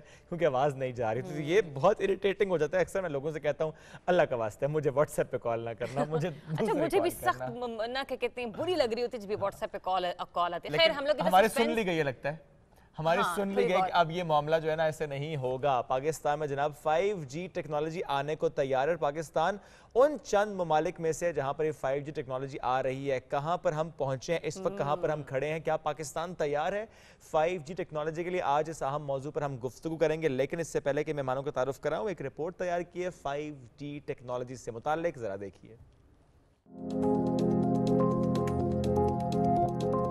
دنیا بھر کی طرح پاکستان میں بھی بہت سے لوگ 5G ٹیکنالوجی کو چوتھا صنعتی دور قرار دے رہے ہیں. اس وقت دنیا میں دھڑا دھڑ نئی ڈیوائسز آ رہی ہیں جو ایک دوسرے سے منسلک ہونے کی کوشش میں مصروف ہیں. تاہم رفتار میں کمی اور تاخیر جیسی رکاوٹیں بہت سی مشکلات کو جنم دے رہی ہیں. 5G ٹیکنالوجی ان دونوں مسائل کو حل کر کے ایک نئے دور کو جنم دے گی. 5G ٹیکنالوجی کی بدولت خودکار گاڑیوں کا رواج عام ہو جائے گا اور حادثات کا امکان کم ہو جائے گا. تیز رفتار انٹرنیٹ کی وجہ سے وہ ایک دوسرے کے ساتھ فوری رابطہ کر سکیں گی. انٹرنیٹ سپیڈ میں کمی کے باعث دو ڈیوائسز کے درمیان رابطے میں تاخیر ایک بڑا مسئلہ رہا ہے. انٹرنیٹ پر کی جانے والی کالز میں ایک دوسرے تک بات پہنچنے میں تاخیر کا تجربہ ایک معمول کی بات ہے. اس پر قابو پانے کے لیے عموماً پروسیسرز کو بہت کام کرنا پڑتا ہے. 5G ٹیکنالوجی میں یہ مسئلہ نہیں ہوگا اور تیز رفتار انٹرنیٹ کی وجہ سے ایک سادہ انٹرفیس کے ذریعے بھی ڈیوائسز ایک دوسرے سے بغیر تاخیر کے منسلک ہو سکیں گی. اس کی وجہ سے سوشل میڈیا کو ایک نیا رخ ملے گا اور اس کا عمل دخل زندگی میں بڑھ جائے گا. 5G کی مقبولیت کے بعد سمارٹ فونز کی جگہ ڈیجیٹل اینکنگ اور دیگر غیر روایتی ڈیوائسز کا استعمال بڑھ جائے گا. بہت جلد موبائل فون سے لے کر ٹی وی سکرینز تک تمام سٹریمنگ 5G کے ذریعے کی جائے گی. 5G کی آمد کے بعد سوشل میڈیا پر انسانوں کے درمیان روابط میں حقیقی زندگی کی جھلک بڑھ جائے گی. پاکستان اگرچہ روایتی طور پر انٹرنیٹ کے میدان میں دنیا سے پیچھے رہا ہے، لیکن 5G ٹیکنالوجی کے حوالے سے وہ دنیا کے چند ان ممالک میں شامل ہے جو اس کا آغاز کر رہے ہیں. PTA نے پاکستان میں 5G کو متعارف کرانے کا فریم ورک پیش کر دیا ہے. PTA 2019 میں 5G کا آزمائشی بنیادوں پر کامیاب تجربہ کر چکا ہے. 6G ٹیکنالوجی کے حوالے سے چین کی وزارت صنعت و انفارمیشن ٹیکنالوجی کا کہنا ہے کہ دنیا بھر میں 2030 میں 6G کا تجرباتی استعمال شروع ہونے کا امکان ہے. जी, तो ये रिपोर्ट आपने देखी, एक्साइटमेंट आपकी बढ़ गई होगी कि पाकिस्तान में अभी 5G टेक्नोलॉजी जो है वो जल्द ही मुतारिफ करवा दी जाएगी। इससे पहले कि हम लोग मजीद गुफ्तगू की तरफ बढ़े, हमारे साथ हमारे टीम मेंबर और एक मेहमान मौजूद हैं, उनका तारुफ आपसे करवा देते हैं। मजीद शहजाद साहब कार्टूनिस्ट हैं, हमारे साथ मौजूद है। अस्सलाम वालेकुम मजीद साहब, कैसे हैं आप? बिल्कुल ठीक ठाक। अच्छा, तो रिपोर्ट आपने देख ली, अंदाजा आपको हो चुका होगा कि आज आपने करना क्या है। हाँ, डेफिनेटली 5G पे है और एक इंतहाई बड़ी टेक्नोलॉजी पूरी दुनिया में तो काफ़ी मुल्कों में आ चुकी है, लेकिन अब पाकिस्तान भी उसमें इंट्रोड्यूस होने लगा है।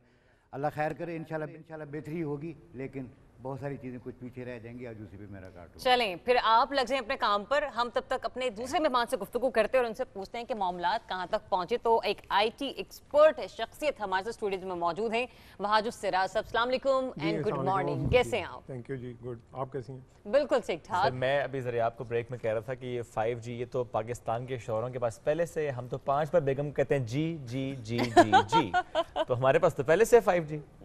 लेकिन इस पे मैं ये गुफ्तगू का आगाज बाकायदा तौर पे करते, ये तो खैर शेब की तरफ से एक इजहारे हमदर्दी थी बाकी तमाम मर्दों के साथ, तमाम शौहरों के साथ। हमने ई से लाइक इंटरनेट की ई से आगाज किया, LTE 3G 4G now coming to 5G। तो वो ये सफर पाकिस्तान में आपने किस तरह से देखा और क्या पाकिस्तान भी 5G के लिए तैयार है उस तरह से? पाकिस्तान में मैं समझता हूँ इंटरनेट का जो सफ़र है वो बहुत अच्छा रहा है, मतलब जो कि हम रीजनल मुल्क देखें और जो डेवलपिंग कंट्रीज़ थे उनके मुकाबले में आई थिंक पाकिस्तान में जो टेक्नोलॉजी का और स्पेशली टेलीकॉम का और जो इंटरनेट का सफ़र था वो काफ़ी ज़्यादा रहा है। बल्कि इतना ज़्यादा है अब तो लोग कहते हैं यार साइटें इसको भी बंद करो, इसको भी बंद करो। मतलब सो दिस शोज़ कि पाकिस्तान में ग्रोथ जो है वो बहुत अच्छी हुई है। और सम टाइम लोग इससे तंग भी आ जाते हैं, वो कहते हैं यार ये जो इंटरनेट है और ये जो मोबाइल है इसने तो हमारी सोशल लाइफ भी ख़त्म कर ली है और बच्चों का और जो माँ बाप का डिस्टेंस था फैमिली का, उस डिस्टेंस को कम कर दिए। कुछ लोग कहते हैं ज़्यादा कर दिए, बट इवेंचुअली ये देखा जाए कि इंटरनेट ने लोगों को जोड़ा है, तोड़ा नहीं है। I agree. और लोगों को एक दूसरे से क्लोज किया। अब तो फैमिली ग्रुप्स बन गए हैं, जो पहले दूर दूर बैठे थे किसी और शहर में, किसी और मुल्क में, मुख्तसर ये है कि जो कॉन्सेप्ट्स कभी कभी हुआ करते थे अब तक फैमिली ग्रुप में वो गॉसिप ग्रुप ही बन जाता है। एग्जैक्टली। और इंटरनेट की जो ब्यूटी थी कि वो वॉइस जो थी यानी सिर्फ आवाज़ थी उसको उसने पूरी फुल मोशन वीडियो और हाई डेफिनेशन वीडियो में कन्वर्ट कर दिया। और अब तो वो 4K वीडियो और 8K वीडियो यानी बिल्कुल जिस तरह रियल टाइम एक दूसरे को हम जीती जाती आंखों से जैसे देखते हैं, यानी जो आंखों की जो रेजोल्यूशन है उसी रेजोल्यूशन में जो रिसर्चर्स हैं वो कह रहे हैं कि इसी रेजोल्यूशन में हम इसी वीडियो को एक आम बंदे तक पहुंचाएंगे। तो बेसिकली ये जो E और LTE और ये जो 3G 4G 5G और मे बी 10G और बेगमों के सामने मे बी 50 दफ़ा जी करना पड़ेगा। तो ये तो सफ़र है, ये तो एक कंटिन्यूस मैं समझता हूँ एक जर्नी है।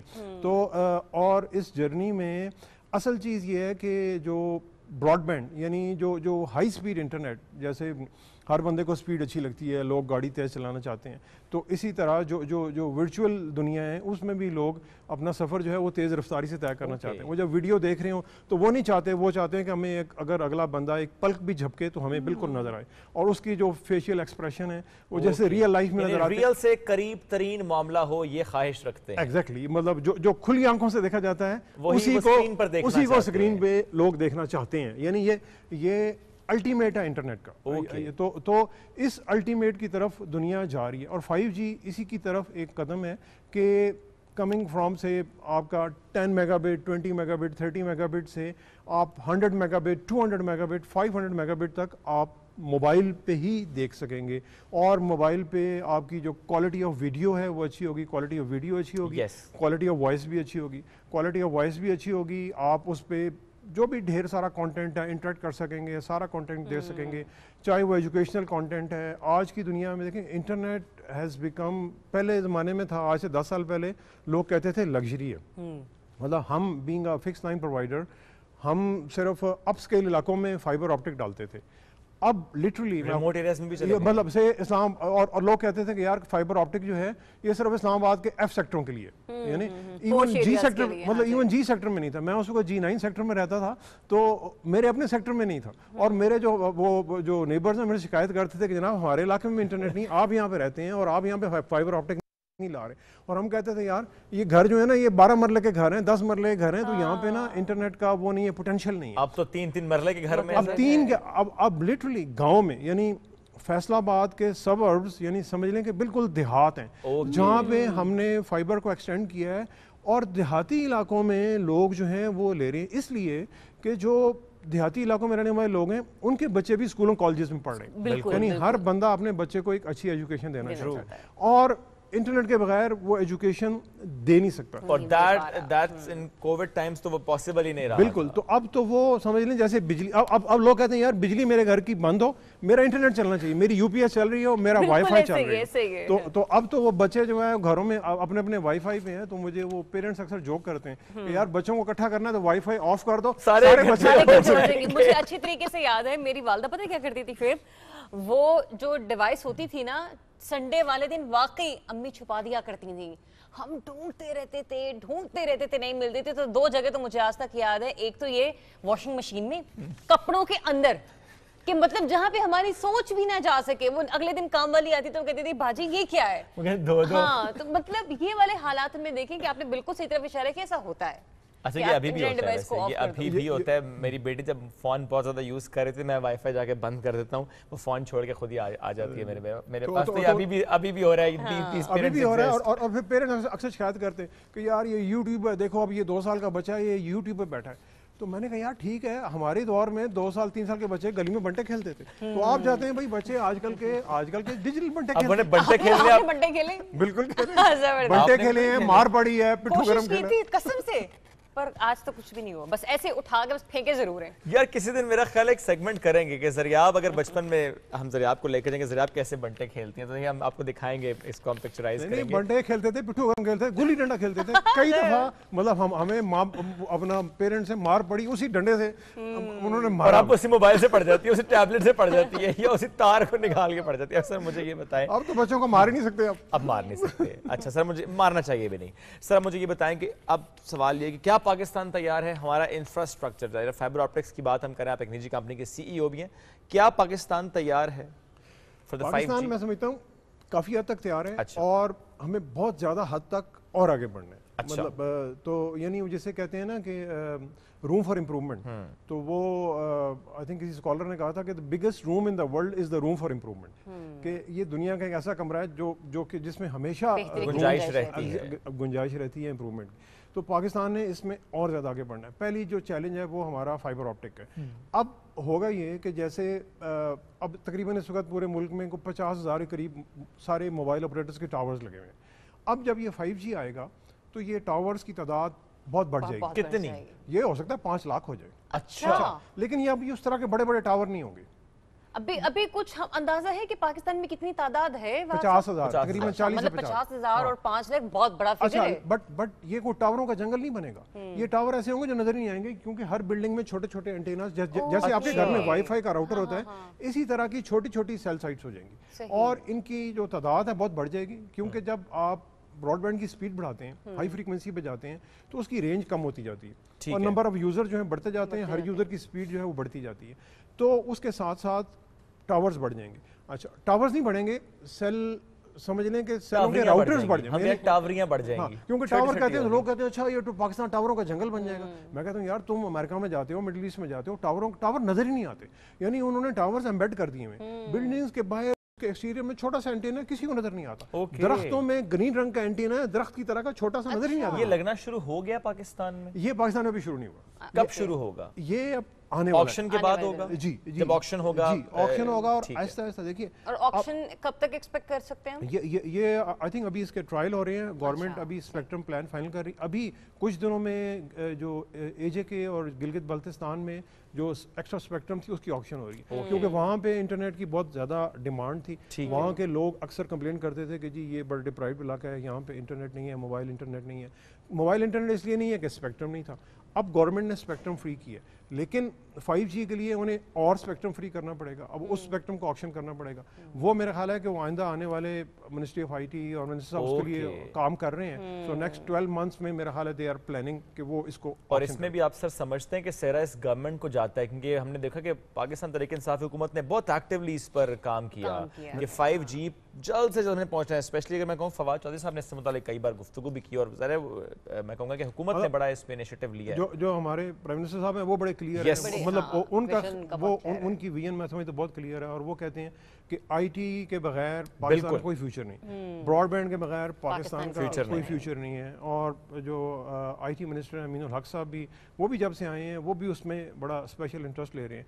अभी लेटली गवर्नमेंट ने फर्स्ट टाइम पिछले मेरे ख्याल है 5-7 सालों में टेलीकॉम के ऊपर, ब्रॉडबैंड के ऊपर टैक्सेस को कम किया। एडवांस टैक्स जो था वो 12.5% से कम करके उसे 10% पे किया। जो सेंट्रल एक्साइज ड्यूटी थी वो 17% से कम करके 16% पे की है। अभी भी वैसे ये वर्ल्ड में बड़ी हाई है, लेकिन अब साथ ही गवर्नमेंट ने ये भी कमिटमेंट की है कि हर साल इसको ग्रेजुअली 1-2% करके इसको रिड्यूस किया जाएगा, क्योंकि ये वो टैक्स हैं जो कंज्यूमर को पास ऑन होते हैं और कंज्यूमर की कॉस्ट जो है इससे कम होती है। इसको बढ़ाने की ज़रूरत है। मुल्क में फाइबर ऑप्टिक के लिए मिनिस्ट्री ऑफ आईटी ने राइट ऑफ वे की एक न्यू पॉलिसी डायरेक्टिव दी। अच्छा। कि जिस भी ऑपरेटर्स ने अपना फाइबर ऑप्टिक डालना है, टावर्स लगाने हैं, उससे जो म्यूनसिपैलिटीज़ हैं, जो बहुत सारे अदारे हैं, वो कभी कहते थे यार इसका एनओसी लेके आओ, कभी इसका एनओसी लेके आओ, 10 एनओसी लेके आओ। अब ये आसान कर दिया। प्राइम मिनिस्टर साहब बड़े इस पे क्लियर है, वो कहते हैं कि एनओसी कल्चर जो है खत्म होना चाहिए ताकि जल्दी से काम हो जाए। हाँ, ताकि नो डिलेज और रेड टेप जो है वो खत्म होनी चाहिए, रेड टेप खत्म होनी चाहिए। ईज ऑफ बिजनेस, मतलब जैसे प्राइम मिनिस्टर साहब का विजन है और बाकी मिनिस्टर कैबिनेट का विजन है, उस विजन को जल्द अज जल्द इम्प्लीमेंट करने की ज़रूरत है, ताकि जितने भी बिजनेस हैं, चाहे वो छोटी स्टार्टअप्स हैं, चाहे वो बड़ी कंपनियां हैं, मल्टीनेशनल्स हैं, लोकल इन्वेस्टर्स हैं। जहाँ पे बिजनेस की बात करें, इसमें स्मॉल एंड मीडियम बिजनेस भी आएंगे। 5G के आने के बाद हम देख रहे हैं कि रोजगार के मौके भी बढ़ेंगे। 5G देखिए, इस वक्त इंटरनेशनल स्टडी है कि अगर किसी भी मुल्क में 10% ब्रॉडबैंड बढ़ती है पेनिट्रेशन, 10% ब्रॉडबैंड पेनिट्रेशन अगर बढ़ती है तो उस मुल्क में तकरीबन मिनिमम 3% और ऊपर तक तकरीबन 12% नई जॉब्स क्रिएट होती हैं। अच्छा। तो अगर बिल्कुल मिनिमम बेंचमार्क भी ले लिया जाए 3% कि अगर पाकिस्तान में 10% मोबाइल ब्रॉडबैंड बढ़ेगी तो पाकिस्तान में 20 लाख नई जॉब्स नौकरियां जो है, और ये जॉब्स गवर्नमेंट नहीं क्रिएट कर रही। देखें, गवर्नमेंट कर नहीं रही, लेकिन गवर्नमेंट एनेबल कर रही है वो, और प्राइवेट सेक्टर स्पेस दी जा रही है, वो एनवायरनमेंट क्रिएट किया जा रहा है कि फिर जॉब क्रिएशंस हों, क्योंकि हुकूमत ने इस पर कहा था कि जॉब्स हों। जो पुरानी सोच थी ना कि गवर्नमेंट ने इतने अदारे बनाए और गवर्नमेंट ने से 500 बंदों को नौकरी दिला दी और जो भी किया व्हाटएवर, देखिए अब वो दौर खत्म हो गया। अब दौर ये है कि गवर्नमेंट सिर्फ अनेबलर है, फैसिलिटेटर है, जॉब्स मैंने और आपने क्रिएट किया। वो इदारों को मुतहर्रिक करे, इदारों को बेसिकली वो स्ट्रेंथन करे कि वो जॉब क्रिएशन की तरफ। सर मुझे बताएं, जॉब क्रिएशन के साथ साथ इन्वेस्टमेंट के लिए कितना साजगार माहौल हो जाएगा इस इंडस्ट्री में? देखिए, एक तो इन्वेस्टमेंट के लिए है कि जो टेलीकॉम सेक्टर में एज सच इन्वेस्टमेंट हो रही है कि जो ही अभी तक जो गवर्नमेंट ने ये 3G 4G का जो स्पेक्ट्रम ऑक्शन किया था, उससे तकरीबन गवर्नमेंट ने $2 बिलियन अर्न किए थे सिर्फ स्पेक्ट्रम ऑक्शन से, सिर्फ स्पेक्ट्रम ऑक्शन से। गवर्नमेंट के पास ढेर स्पेक्ट्रम फ्री पड़ा हुआ है, उस स्पेक्ट्रम को ऑक्शन किया जाए ताकि वो एक नेचुरल रिसोर्स है, वो अनयूटिलाइज पड़ा हुआ है, उससे गवर्नमेंट कुछ पैसे बनाए। फिर उसके बाद उसमें एक तो फॉरेन इन्वेस्टर्स उसमें आते हैं, यानी जो जितनी बड़ी सेल कंपनीज हैं, टेलीकॉम कंपनीज हैं, मोस्टली वो फॉरेन कंपनीज हैं, उनकी डायरेक्ट इन्वेस्ट है। टोटल अभी तक टेलीकॉम सेक्टर में $10 अरब से ज़्यादा की FDI यानी फॉरेन डायरेक्ट इन्वेस्टमेंट आ चुकी है। 5G के आने के बाद कितनी इन्वेस्टमेंट एक्सपेक्ट कर रहे हैं? 5G के आने के बाद एटलीस्ट $3-4 बिलियन की इन्वेस्टमेंट तो एक्सपेक्टेड है, और मतलब कि नेक्स्ट 5 सालों में तकरीबन इतनी एक्सपेक्टेड है, प्रोवाइडेड गवर्नमेंट उसको स्पीड अप करे, गवर्नमेंट उसको और फास्ट तरीके से। देखें, कंज्यूमर को फास्ट स्पीड चाहिए, तो बिजनेस को भी फास्ट ट्रैक बिजनेस चाहिए कि जो रेगुलेटर्स हैं, जो दूसरे अदारे हैं, वो भी गोली की तरह अपना काम कर रहे हैं, ना कि वो कन्वेंशनल स्पीड पे कि यार कल आ जाओ, परसों आ जाओ, अब आपका काम जो है वो 1 महीने बाद होगा, ये चिट्ठी लेके आओ, वो लेके आओ। ये सारा कल्चर, और मैं समझता हूँ प्राइम मिनिस्टर साहब इस पर बड़े क्लियर हैं। वो कहते हैं कि इस कल्चर को खत्म होना चाहिए और हमें इस फास्ट ट्रैक की तरफ मूव होना चाहिए। ठीक है, अब मेरा ख्याल है हम फास्ट ट्रैक पर चलते हैं, ट्रैक पर चलते हैं और देखते हैं किस तरह पीछे क्या कुछ बन गया है। मदद साहब, कहाँ तक पहुंचे आप? मैं जी 0.7 के बाद कहाँ जाने की तैयारी आपकी? मुझे जो इस टेक्नोलॉजी के फायदे, तो जैसे उन्होंने बताया लाखों नौकरियां भी होंगी, मुझे जो दुख हो रहा है थोड़ा सा वो सपोर्ट से, इन चीज़ों से शायद हम दूर होते जाएंगे, کیونکہ بھاگ دوڑ اب بھی یہ ایسا ہو رہا ہے کہ بچے ٹائم ہی نہیں دیتے گھروں میں بیٹھ کے موبائل پہ. پہلے زمانے میں ہم بھی تھے جب نوجوان تو ہمارے پاس تو موبائل نہیں ہوتے تھے, ہم گراؤنڈ میں کھیل رہے ہیں, ایکسرسائز ہو رہی ہے, وہ ذرا کم ہو جائے گا. موبائل تھے, کتاب سے رشتہ دور ہوتا جا رہا ہے. تو لیکن اس ٹیکنالوجی کے فائدے بھی ہیں اور بے تحاشا فائدے ہیں. جابس کھلیں گی اور ہم دنیا کے ساتھ ساتھ چلیں گے, پیچھے نہیں رہیں گے انشاءاللہ, جیسے عمران خان بھی چاہتے ہیں کہ ہم دنیا کے ساتھ چلیں. لیکن اس پہ بھی دھیان دینا ہے کہ ہم سپورٹس کو اور کتاب کو اور ان چیزوں کو ساتھ ساتھ لے کے چلیں. بہت سے بچے ہیں وہ موبائل پہ بھی گیم کھیلتے ہیں, لیکن ہاں یہ بڑی اچھی بات کی مدد صاحب نے کہ سپورٹس سے دور نہیں ہونا چاہیے, وقت نکالنا چاہیے دن بھر. یہ ماں باپ کا کام ہے کہ انہوں نے بچوں کو اس طرف لے کر چلنا ہے کہ ٹھیک ہے بہت ضروری ہے موبائل, بہت ضروری ہے انٹرنیٹ, بہت ضروری ہے ڈیجیٹل میڈیا, بہت ضروری ہے آج کل کے ماحول میں, آج کل کے دور میں کہ تعلیم کا حصول بھی ہمیں ٹیبلٹ اور موبائل کے ذریعے کرنا پڑتا ہے ان کووڈ ٹائم اسپیشلی. ادروائز بھی کووڈ سے پہلے بھی ظاہر ہم دیکھتے تھے کہ یوٹیلائزیشن تھی اس کی, لیکن یہ جو جسمانی سرگرمیاں یہ بھی بہت زیادہ ضروری ہیں. سر اب مجھے ایک بات بتائیں, کرٹیسزم ایک ہوتا ہے کہ جو ریز ہی ریز ہو جائیں گی ہمارے ارد گرد اوپر نیچے دائیں بائیں, اس کا ہماری صحت پر بھی کوئی اثر ہوگا. سر اس کے حوالے سے کیا آپ کا رسپانس؟ دیکھیے اس کا آپ کی صحت پہ کوئی مطلب, آپ کے گھر میں ہر گھر میں ایک مائکرو ویو اوون چلتا ہے. بالکل صحیح ہے.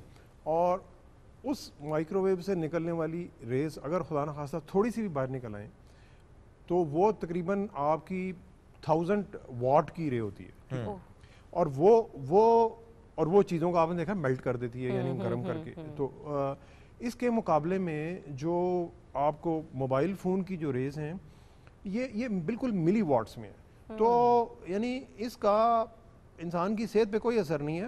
دماغ پہ ویسے اثر ہے, اگر میں نے 1 گھنٹہ موبائل کان کے ساتھ لگایا تو میرا دماغ خراب ہی ہو جائے گا. تو دماغ پہ اس کا نفسیاتی اثر ہے. یعنی اس کا جو فزیکل اور یا جو فزیولوجیکل ایفیکٹ ہے وہ, کیونکہ اس کے علاوہ بھی تو ہم جس کمرے میں بیٹھے ہیں اس کمرے میں کوئی وائی فائی کا راؤٹر لگا ہوگا, اس کمرے میں بھی الیکٹرو میگنیٹک ویوز جو ہیں وہ ٹریول ہی کر رہی ہوں گی, اور کوئی سیٹلائٹ کی ویوز ہے, کوئی فریکوینسی ہے, کوئی لو فریکوینسی, ہائی فریکوینسی ہے. یہ اس دنیا میں ڈھیر سینکڑوں بلکہ ہزاروں اور لاکھوں فریکوینسیز ٹریول کر رہی ہیں جو کہ ہمیں نظر نہیں آتی. اسی طرح الٹرا وائلٹ ریز ہیں, انفرا ریڈ ریز ہیں جو ہمیں انسانی آنکھ سے نظر آتی ہیں. آپ کو مائک لگا ہوا ہے, ہمیں آئی ویز لگی ہوئی ہیں, تو ہمارا کام سن نہیں سکتا. ایگزیکٹلی. تو آپ کے ساتھ ڈھیر ڈیوائسز چلتی رہتی ہیں, لیکن ان کی پاور جو ہے وہ اتنی کم ہوتی ہے, بالکل منیمل ہے کہ وہ انسان کی صحت پہ افیکٹ نہیں کرتی. ہاں لیکن اگر آپ سے 12 گھنٹے اپنے کان کے ساتھ لگائیں تو پھر ظاہر ہے فون گرم بھی ہوگا, گرمی بھی ظاہر ہے. امی بھی گرم ہو جاتی ہے, پھر امی ڈانٹتی بھی بہت ہے, پھر امی کہتی ہیں چاہے پیٹ میں درد ہو چاہے سر میں درد ہو, پتر یہ موبائل کی وجہ سے ہوا ہے, یہ موبائل اس نری بیماری ہے. ہاں یہ تو ہے. اچھا یہ بھی ہوتا ہے, بڑا شکوہ ہوتا ہے کہ جب دیکھو موبائل میں لگی رہتی ہے, کام کا اس کو پتہ نہیں ہوتا. بٹ اسی موبائل اور اسی انٹرنیٹ میں اب ظاہر ہم سروس پرووائڈر ہیں اور ہمیں سم ٹائم مطلب جو مدرس ہیں ان کے فون آتے ہیں کہ جی میرے بیٹے کا میرے گھر کا انٹرنیٹ خراب ہو گیا, ابھی اس کو ٹھیک کریں. ہم کہتے ہیں جناب اب ٹیم آئے گی, تھوڑا سا تو 2-4 گھنٹے تو لگیں گے نا. کہتی نہیں اس کا ایگزام ہے, آپ ابھی آئیں, ابھی ٹھیک کریں. یعنی ایک طرف یہ بھی ہے, ایک طرف امی ڈانٹ رہے ہیں فون یوز نہ کرو, ایک طرف امی کسی اور کو بھی ڈانٹ رہی ہے کہ تم میرا انٹرنیٹ ابھی ٹھیک کرو, یعنی 2 منٹ میں ٹھیک کرو, اس کا ایگزام ختم ہو جائے گا, میں تمہیں سو کر دوں گی میں یہ. تو یعنی وہ مائیں اتنی جذباتی ہوئی ہوتی ہیں ایک طرف. یہ تو دیکھیے وہ ممی ڈیڈی مائیں ہوتی ہیں. تو یعنی یہ تو ایک کلچرل چینج ہے. تو اب میں سمجھتا ہوں کہ جیسے دنیا ورچوئل ریلیشن کی طرف جا رہی ہے تو پیرنٹس کو بھی تھوڑا اڈاپٹ کرنا چاہیے, انکلوڈنگ مائی سیلف. میں خود بھی بینگ اے پیرنٹ اپسیٹ ہوتا ہوں, بچے یار کیا کر رہے ہیں, لیکن پھر میں کہتا ہوں ٹھیک ہے یار, اگر فزیکلی نہیں مل رہے تو پھر میں اس کو واٹس ایپ کر دیتا ہوں, یار کیا چھوٹا سا وائس میسج بھیج دیا, اس نے مجھے کر دیا, فیس بک کے تھرو کمیونیکیٹ کر لیا, یار چلو ٹھیک ہے, کمیونیکیٹ ہی کرنا ہے, کمیونیکیٹ تو کرنا ہے, وہ کسی طریقے سے بھی کرنا ہے. ٹھیک ہے sir, thank you sir, thank you very much. ساتھ موجود تھے, آپ اس سے متعلق آج ہم سے گفتگو کرتے, کچھ ہم نے لائٹر سائڈ بھی ایڈ کرنے کی یوں ہی کوشش سی کی, لیکن اینی ویز 5G بہت زیادہ اس کی سگنیفیکنس ہے, اور پاکستان میں انشاءاللہ آئندہ آنے والے دنوں میں, آئندہ آنے والے وقتوں میں ہم 5G ٹیکنالوجی دیکھیں گے, اور اس میں حکومت بہت تیزی سے کام کر رہی ہے. بڑھتے ہیں آگے اور کوئکلی آپ کو لے کر چلتے ہیں آج وادی پھنڈر, ضلع غیزر کی خوبصورت وادی, جنت کا ٹکڑا اس کو کہتے ہیں. شاہین صفدر نے خوبصورت رپورٹ تیار کی ہے, کیسے یہاں پہنچ سکتے ہیں, اگر جائیں گے تو وہاں پر جا کر کیا آپ نے کھانا ہے, ہو سکتا ہے رپورٹ کا حصہ یہ بھی ہو. Let's see. अल्लाह ताला ने गिलगित बल्तिस्तान को बेशुमार कुदरती हुस्न से नवाजा है। नाजरीन, इस वक्त मैं वादी फंडर में मौजूद हूँ। हम आपको इसकी खूबसूरती दिखाते हैं।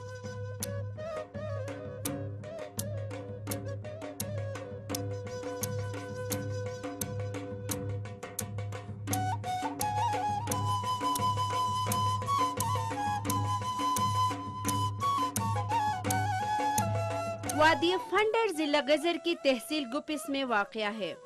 फंडर झील खूबसूरती के अलावा यहाँ के मकीनों की प्यास बुझाने का काम भी करती है। इस झील में दुनिया की नायाब मछली ट्राउट मछली पाई जाती है। यहाँ पे ट्राउट मछली का बड़ा मशहूर है। ये फंडर में जो ट्राउट मछली है ये ओरिजिनल मछली है। हमारा इलाके में ट्राउट मछली का ज़्यादा ये मशहूर है। पंजाब से बाहर से लोग यहाँ आते हैं और वो बाकायदा लाइसेंस शुदा होते हैं और आकर के मछलियाँ पकड़ते हैं, खुद भी खाते हैं, कहीं पहुँचाते भी हैं। तो दूसरा ये है कि इलाके का हवा और इलाके का जो गर्मी का जो मौसम होता है ये दूसरा इलाकों के निस्बत यहाँ मुख्तलिफ हवाएँ होती हैं। वादी फंडर जहाँ रंग बदलती खूबसूरत झील आपको दावत नज़ारा देती है, वहीं वादी फंडर को जिला गजर की सबसे खूबसूरत वादी कहा जाए तो ये गलत साबित नहीं होगा। मुझे ये एरिया बहुत ज़बरदस्त लगा है, जस्ट लाइक हेवन। बहुत खूबसूरती है यहाँ पे, हर चीज़ बहुत अच्छी है, लोग बहुत अच्छे हैं यहाँ के, ईमानदार हैं। यहाँ के लोग बड़े मेहमान नवाज और सादा लोग होते हैं। यहाँ अमन का गहवारा है। यहाँ हमारे पास जो मेहमान आते हैं, मैंने अक्सर देखा है सीज़न में कि मई से इनकी सीज़न शुरू होती है जाके सितंबर के एंड तक। तो जो सियाह या मेहमान हमारे पास आते हैं वो खुले मैदान में, खुले फ़ज़ा में अपने लिए घूमते हैं, फिरते हैं, रात गुजारते हैं। उनके लिए यहाँ किसी किस्म की कोई खतरा महसूस नहीं होती। लोग इस वादी को जन्नत का टुकड़ा कहते हैं। खूबसूरत फंडर वैली में 10,000 फुट बुलंदी पर गर्मी एक पल के लिए नहीं ठहरती। यहाँ की रंग बदलती झील इतनी साफ है कि हर चीज का अक्स नजर आता है।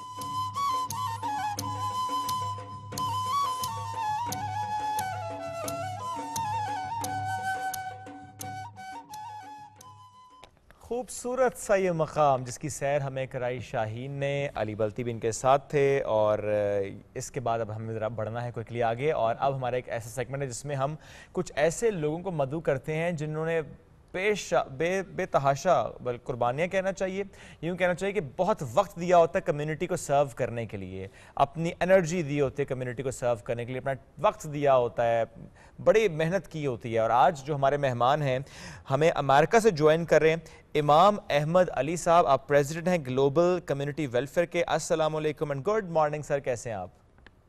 वालेकुम अस्सलाम व रहमतुल्लाहि व बरकातुहू। अल्लाह के बहुत एहसान है, आप कैसे हैं भाई? अल्हम्दुलिल्लाह इमाम साहब बिल्कुल ठीक ठाक। इमाम साहब आपसे मुतालिक मैं नाज़रीन को बताऊं कि यूं तो आपकी बहुत ज़्यादा खिदमात हैं, लेकिन जो एक मामला जिस पर आज हम कोशिश करेंगे सबसे पहले बात करें वो है कोविड-19 के माहौल में जनाज़ों को कंधा देना। कोविड-19 के माहौल में वो पाकिस्तानी जिनकी जानें चली गईं, जो अमेरिका में रहते थे, उनकी फैमिलीज़ को भी बड़ा आपने सपोर्ट किया, इसलिए आपको कोविड-19 का हीरो करार दिया गया। सर मैं चाहता हूँ ज़रा मुझे वो माहौल बताएं, वो मामलात ज़रा हमारे सामने रखें। क्या मामलात थे, क्या माहौल था, क्या हालात थे जिनको पाकिस्तानियों ने जिससे गुजरे वो in New York, in America during कोविड-19? देखें, जिस वक्त कोविड-19 की वेव आई है उस वक्त हमें बिल्कुल अंदाज़ा नहीं था कि ये इतनी डेडली होगी और इतना नुकसान होगा। और जिस वक्त ये आई है तो यकीनन क्योंकि हमें अंदाज़ा नहीं था, इसलिए हमारा हर रोज़ पहले दिन से मुख्तलिफ था। तो जब मार्च के लास्ट वीक में मुझे अर्यान मुस्लिम फ्यूनरल सर्विसेज से कॉल आई फ़हीम मियाँ और इम्तियाज़ अहमद साहब की, तो उन्होंने मुझे इनवाइट किया कि आप हमारे पास आएँ, क्योंकि इस वक्त कोई भी इमाम अवेलेबल नहीं है, मस्जिदें बंद हो चुकी हैं और हमें अंदाज़ा नहीं है कि हम किस तरह से बॉडीज़ को ये रिलीजियसली जो है प्रॉपरली तैयार करके और सेमेट्री में भेजें, उनकी नमाज जनाजा की अदायगी कैसे हो। तो मैंने एक दफ़ा सोचा कि ये मुझे किधर बुला रहे हैं, लेकिन अल्लाह ने तौफीक दी, कोई नेकी काम आई कि मैं उनके पास गया और फिर हमने स्ट्रेटजी तैयार की कि हम किस तरह काम करना है। तो इससे पहले कि आप इसी स्टोरी को कंटिन्यू करें, मुझे ये बताएगा वो जो वक्त जिसका आप जिक्र कर रहे हैं, वो वक्त कितना मुश्किल और कठिन था, क्योंकि वो वक्त था एक्सेप्टेंस नहीं थी, वक्त था जब वो लोग घबरा जाते थे, कोविड का नाम सुन के डर जाते थे। असल में वो वक्त ऐसा था कि मैंने उन दिनों जो परिंदे होते हैं और जानवर होते हैं उन्हें भी छुट्टी पे देखा कि जब हम रोडों पे निकलते थे तो रोडें इस तरह सुनसान होती थी कि रोड के ऊपर कोई गाड़ी नज़र नहीं आती थी, इवन दो के जानवर तक नज़र नहीं आ रहे थे उन दिनों। तो इतना एक वो सुनसान माहौल था और बहुत मुश्किल टाइम था, क्योंकि जैसे आजकल हम फिरते हैं दोस्तों यारों के साथ, बाहर होते हैं भाइयों के साथ, तो उन दिनों हमारी लाइफ ये थी कि हमारी गाड़ी में एक बॉडी होती थी कम से कम, या 2 या 3, और उन्हीं के साथ हम लोगों को अपने घर की ग्रॉसरी भी करनी होती थी और अपने मामलात को भी देखना होता था और उन बॉडीज़ को भी प्रॉपरली तैयार करना होता था, गुस्ल देना होता था और उनकी अपॉइंटमेंट लेनी होती थी सेमेट्री के अंदर, फिर उन्हें ले जाकर उनकी नमाज जनाजा की अदायगी करके दफनाने तक। ये एक बहुत मुश्किल काम था जो कि अल्लाह के करम की वजह से हम कर सके, इसमें हमारा कोई कमाल नहीं। तो इमाम साहब, ऐसे में घर वालों की तरफ से भी मना किया गया होगा, रेजिस्टेंस आई होगी, उस चीज़ को आपने किस तरह से कैटर किया कि मतलब घर वाले भी डेफिनेटली आपकी सेहत के हवाले से, कोरोना का मामला हो, बहुत परेशान होंगे, तो घर वालों को समझाने बुझाने में किस हद तक मुश्किलात पेश आई? अगर आप मुझे मौका दें तो मैं 1 मिनट के अंदर थोड़ा सा आपको एक्सप्लेन कर दूं। जी और एक मैसेज भी साथ में पब्लिक दे दूं। देखें, हम मुसलमान हैं, हमें एक चीज़ की कोशिश करनी चाहिए कि हम वज़ू में रहें, नमाज की पाबंदी करें और इस बात का ख्याल रखें कि इस डिफरेंस को समझें कि मज़हब और नफ़रत 2 अलग अलग चीज़ें हैं। अब मैं वापस आता हूँ कि अल्हम्दुलिल्लाह मेरा जो बड़ा बेटा है वो 16 साल का है और मेरी शादी जो है वो 19-20 साल की उम्र में हो गई थी। तो एक मैसेज तो ये है पब्लिक के लिए कि इस उम्र में शादी करें। फिर उसके बाद जो सेकंड चीज़ है कि मैंने अपनी वाइफ के ऊपर इन्वेस्टमेंट की कि मैंने उसको रिलीजियस स्टडीज़ करवाई पाकिस्तान से, और उसके बाद मुझे अपनी फैमिली की तरफ से ये उम्मीद अल्हम्दुलिल्लाह अभी तक है कि वो मेरे साथ खड़े रहे। मेरा बेटा भी, जब किसी की फैमिली नहीं होती थी तो मैं अपने बेटे को साथ लेके जाता था कि आप मेरी मदद करें क्योंकि इसकी फैमिली हम ही हैं।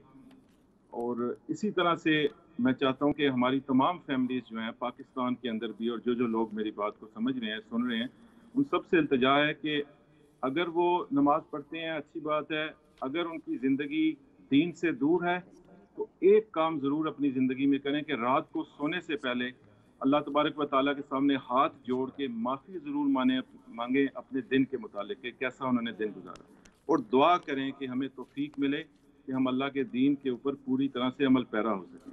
मैं इस वक्त न्यूयॉर्क के अंदर मौजूद हूँ, पुलिस डिपार्टमेंट के अंदर भी मैं जॉब करता हूँ, उसके अलावा हमारी यूनाइटेड स्टेट चैपलन फोर्स है उसका चीफ चैपलन हूँ।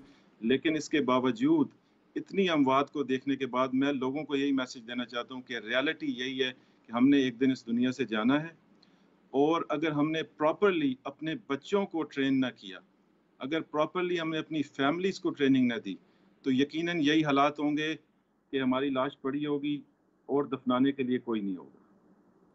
सही सर, मैं अभी तक, आपने जो इससे पहले गुफ्तगू की ना, मैं अभी तक वहीं पर स्टक हूँ। जो आपने एक जुमला कहा, मैयत होती थी गाड़ी में और ग्रॉसरी करने भी जाते थे, मैं अभी तक इमेजिन नहीं कर पा रहा कि वो बहुत ही मुश्किल लम्हात थे वो।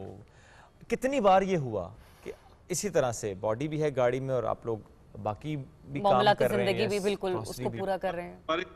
रमजानुल मुबारक का महीना स्टार्ट हो गया था और चूंकि मैं बहुत ही सुस्त आदमी हूँ, इतना एक्टिव नहीं हूँ, और जैसे ये पेंडेमिक ख़त्म हुआ है मुझे वो आर्थराइटिस भी शुरू हो गया क्योंकि हमने कभी इतना टफ काम नहीं किया।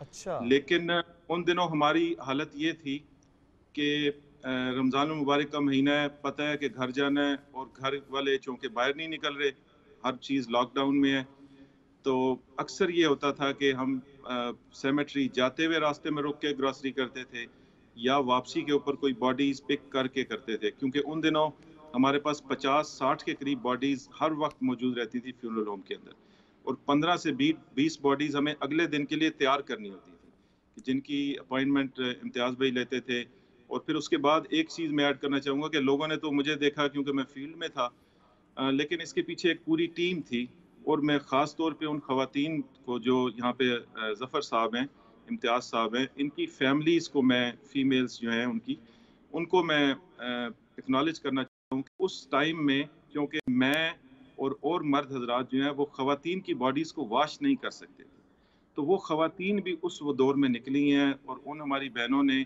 जिन्हें कोई नहीं जानता और जिन्हें कोई एक्नॉलेजमेंट नहीं मिली, लेकिन उन्होंने भी निकल के फ्यूनरल होम के अंदर उस टाइम में आई और मेक श्योर किया कि तमाम की तमाम जो बॉडीज़ हैं उन्हें प्रॉपरली वॉश करके उन्हें कफन दिया जाए, ताकि उनका जो ये रिलीजियस बरियल प्रोसेस है ये प्रॉपरली हो सके।